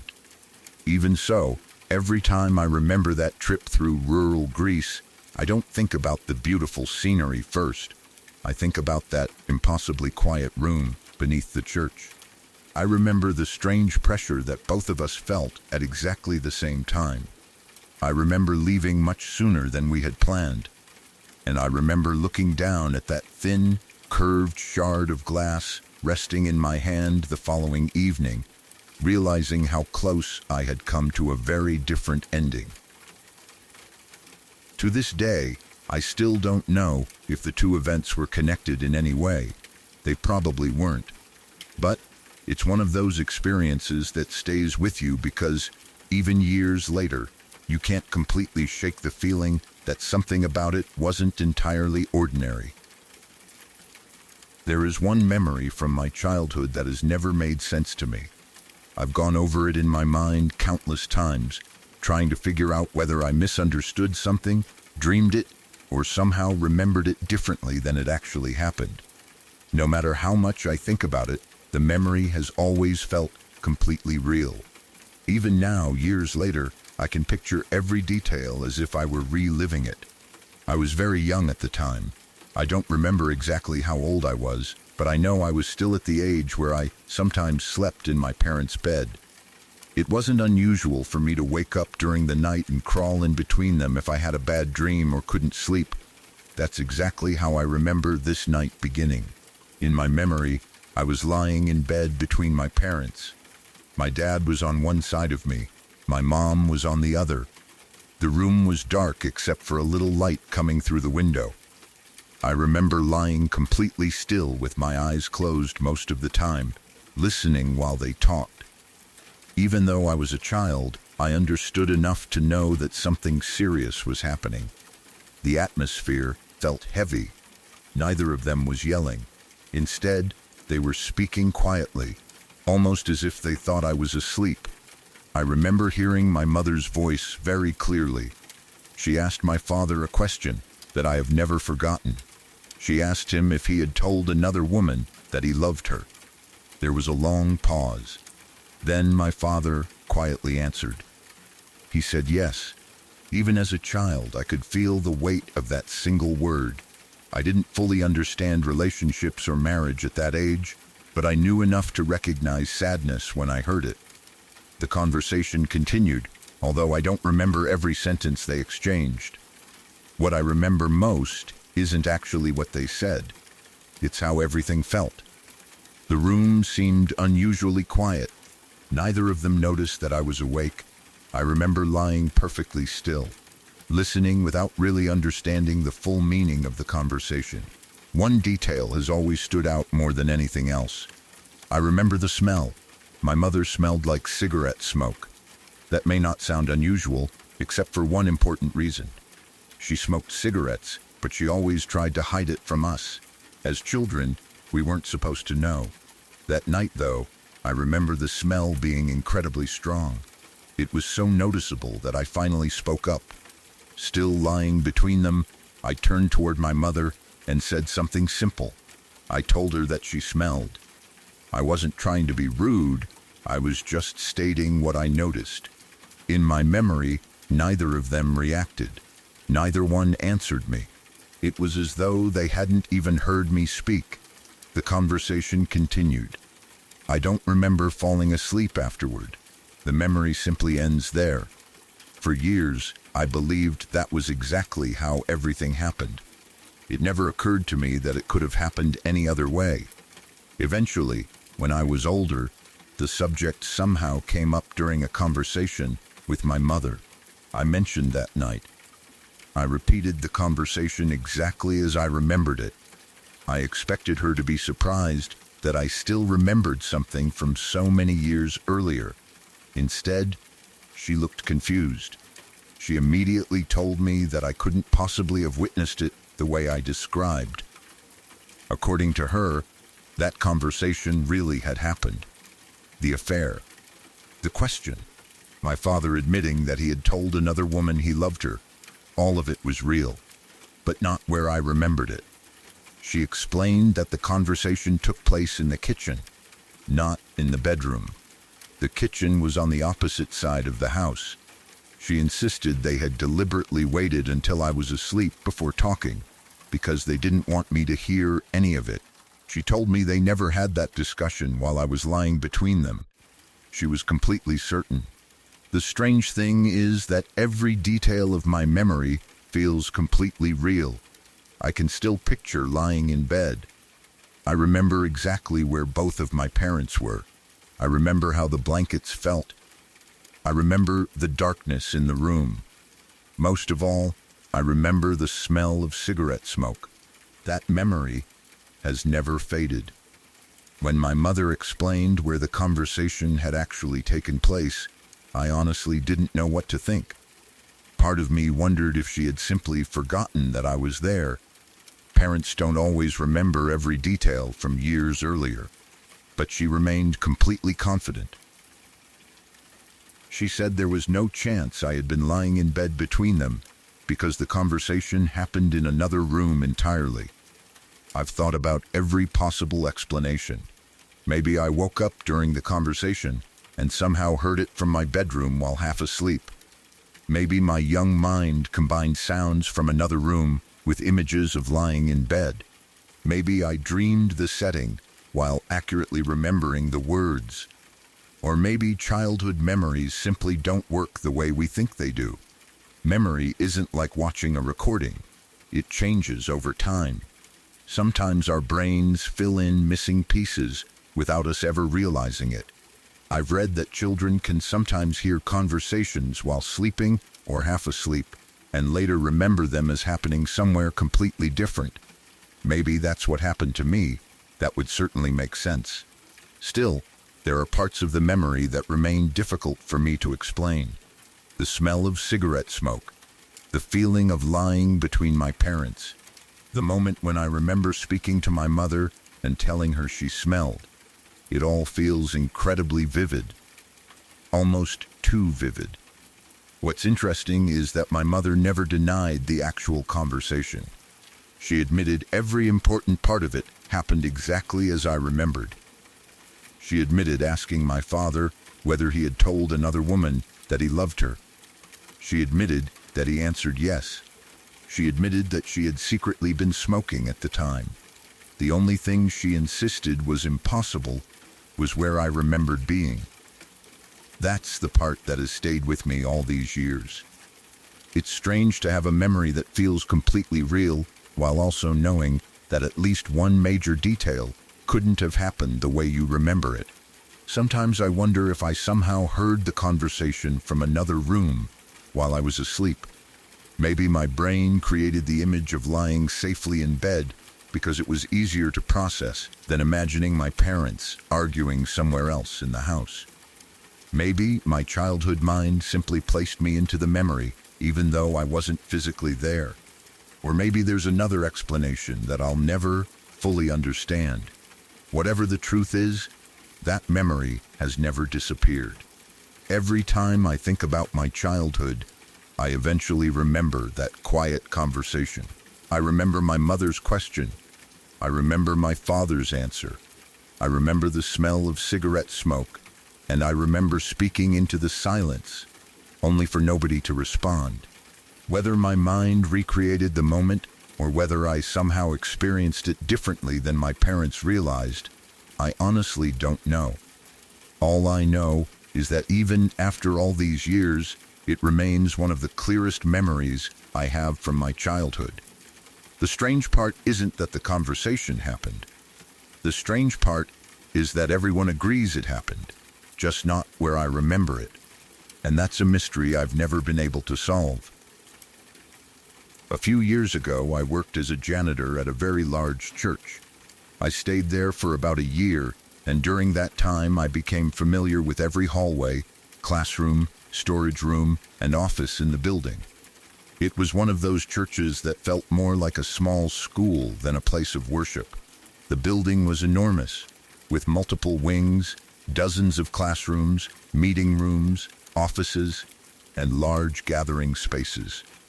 Most of my work happened after everyone had gone home. By the time I started my evening shift, the church was almost always empty. The daycare had closed, the offices were locked up, and the last members of the staff had already left for the day. Once the doors were secured, I usually had the entire building to myself. At first, working alone never bothered me. In fact, I actually enjoyed it. There was something peaceful about cleaning a quiet building while listening to music or podcasts. After a few months, I had developed a routine that rarely changed. I knew exactly which hallways to clean first, which rooms filled up with the most trash, and which bathrooms needed extra attention. After enough time, the building almost felt like a second home. Still, there was one part of the church that always felt different after midnight. It was the children's education wing. During the day, it was full of life. Kids laughed, teachers talked, and parents walked through the halls picking up their children. At 2 o'clock in the morning, though, it was completely silent. Rows of tiny classrooms sat empty in the darkness. Small, colorful chairs surrounded miniature tables.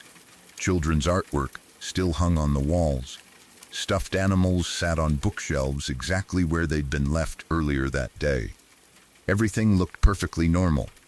Yet something about seeing a place built for children completely empty in the middle of the night always felt a little unsettling. One night I was working especially late. I remember checking my phone and noticing it was around 2 o'clock in the morning. I still had several classrooms left before I could finally head home.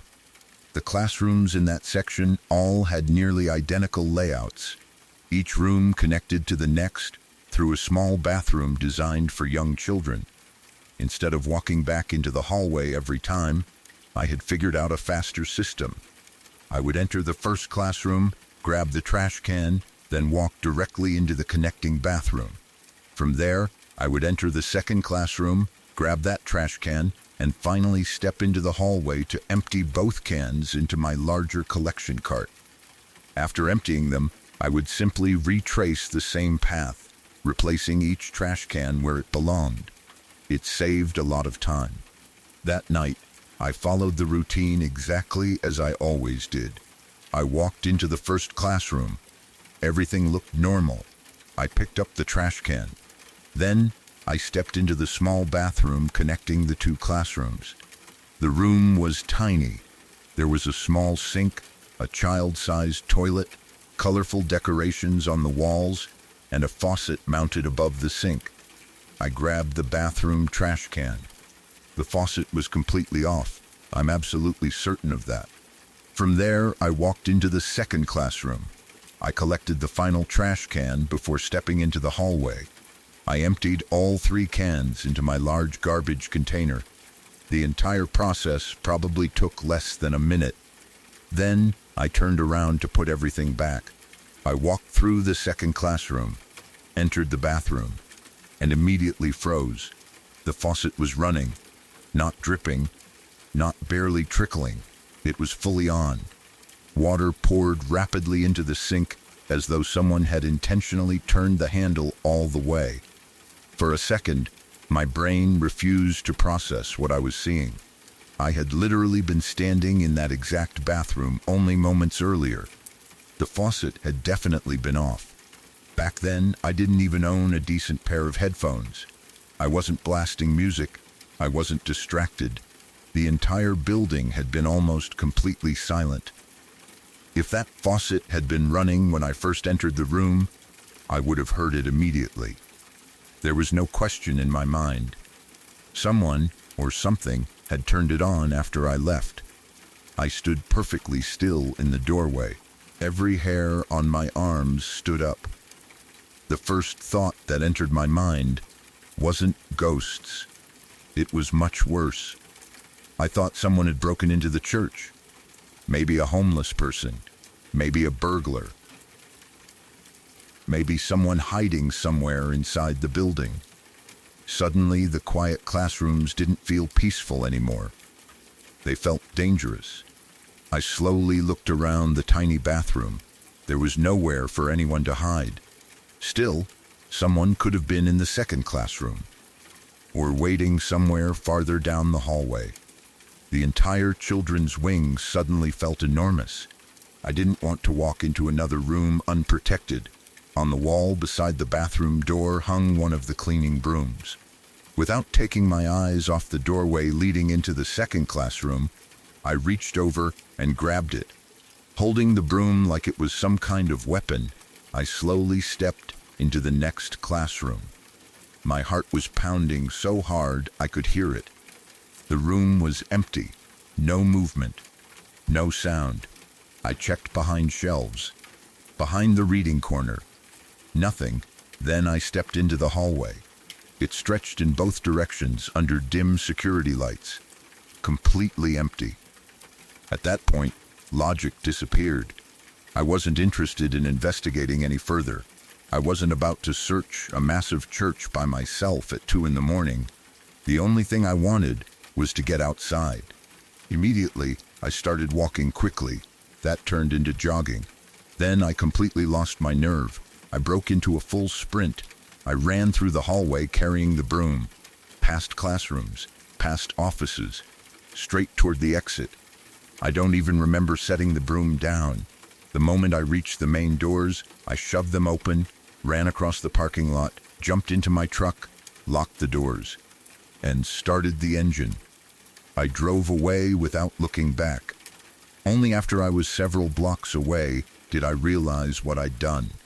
The garbage bags, the trash cans, everything I'd been working on. I'd left it all sitting in the hallway exactly where I'd been sorting it. Normally, I would never have done something like that. But in that moment, finishing my shift was the last thing on my mind. I just wanted to get as far away from that building as possible. The next morning, my phone rang. It was my supervisor. Judging from the tone of the conversation, he wasn't exactly thrilled. He wanted to know why he'd arrived to find trash bags lined up in the hallway and several trash cans missing from their classrooms. I had to awkwardly explain that I'd left unexpectedly. I didn't tell him the full story. Honestly, I wasn't sure how. What was I supposed to say? I think a ghost turned on a faucet? Instead, I gave him a vague explanation and apologized. He wasn't happy. Thankfully, I still had a job afterward. Looking back now, I still don't know what happened. Maybe the faucet wasn't completely off the first time. Maybe it somehow loosened on its own. Maybe there was an odd plumbing issue that caused the handle to move. Those are all possible explanations. I'd actually prefer one of them to be true, because the alternative is much harder to accept. The reason that moment scared me so badly wasn't because of the running water itself. It was because I knew, with complete certainty, that I had just been standing in that bathroom less than a minute earlier. It had been completely silent. The faucet wasn't running. Then, somehow it was. I've had plenty of strange experiences throughout my life, but nothing has ever matched the feeling of standing alone in an empty church at 2 o'clock in the morning, staring at a sink that had somehow turned itself on after I'd already walked away. Maybe there was a perfectly ordinary explanation. Maybe there wasn't. I honestly don't know. All I know is that I ran out of that church faster than I've ever run from anything in my life. And to this day, whenever I hear running water suddenly start in an otherwise silent building, that night is the very first thing that comes back to my mind.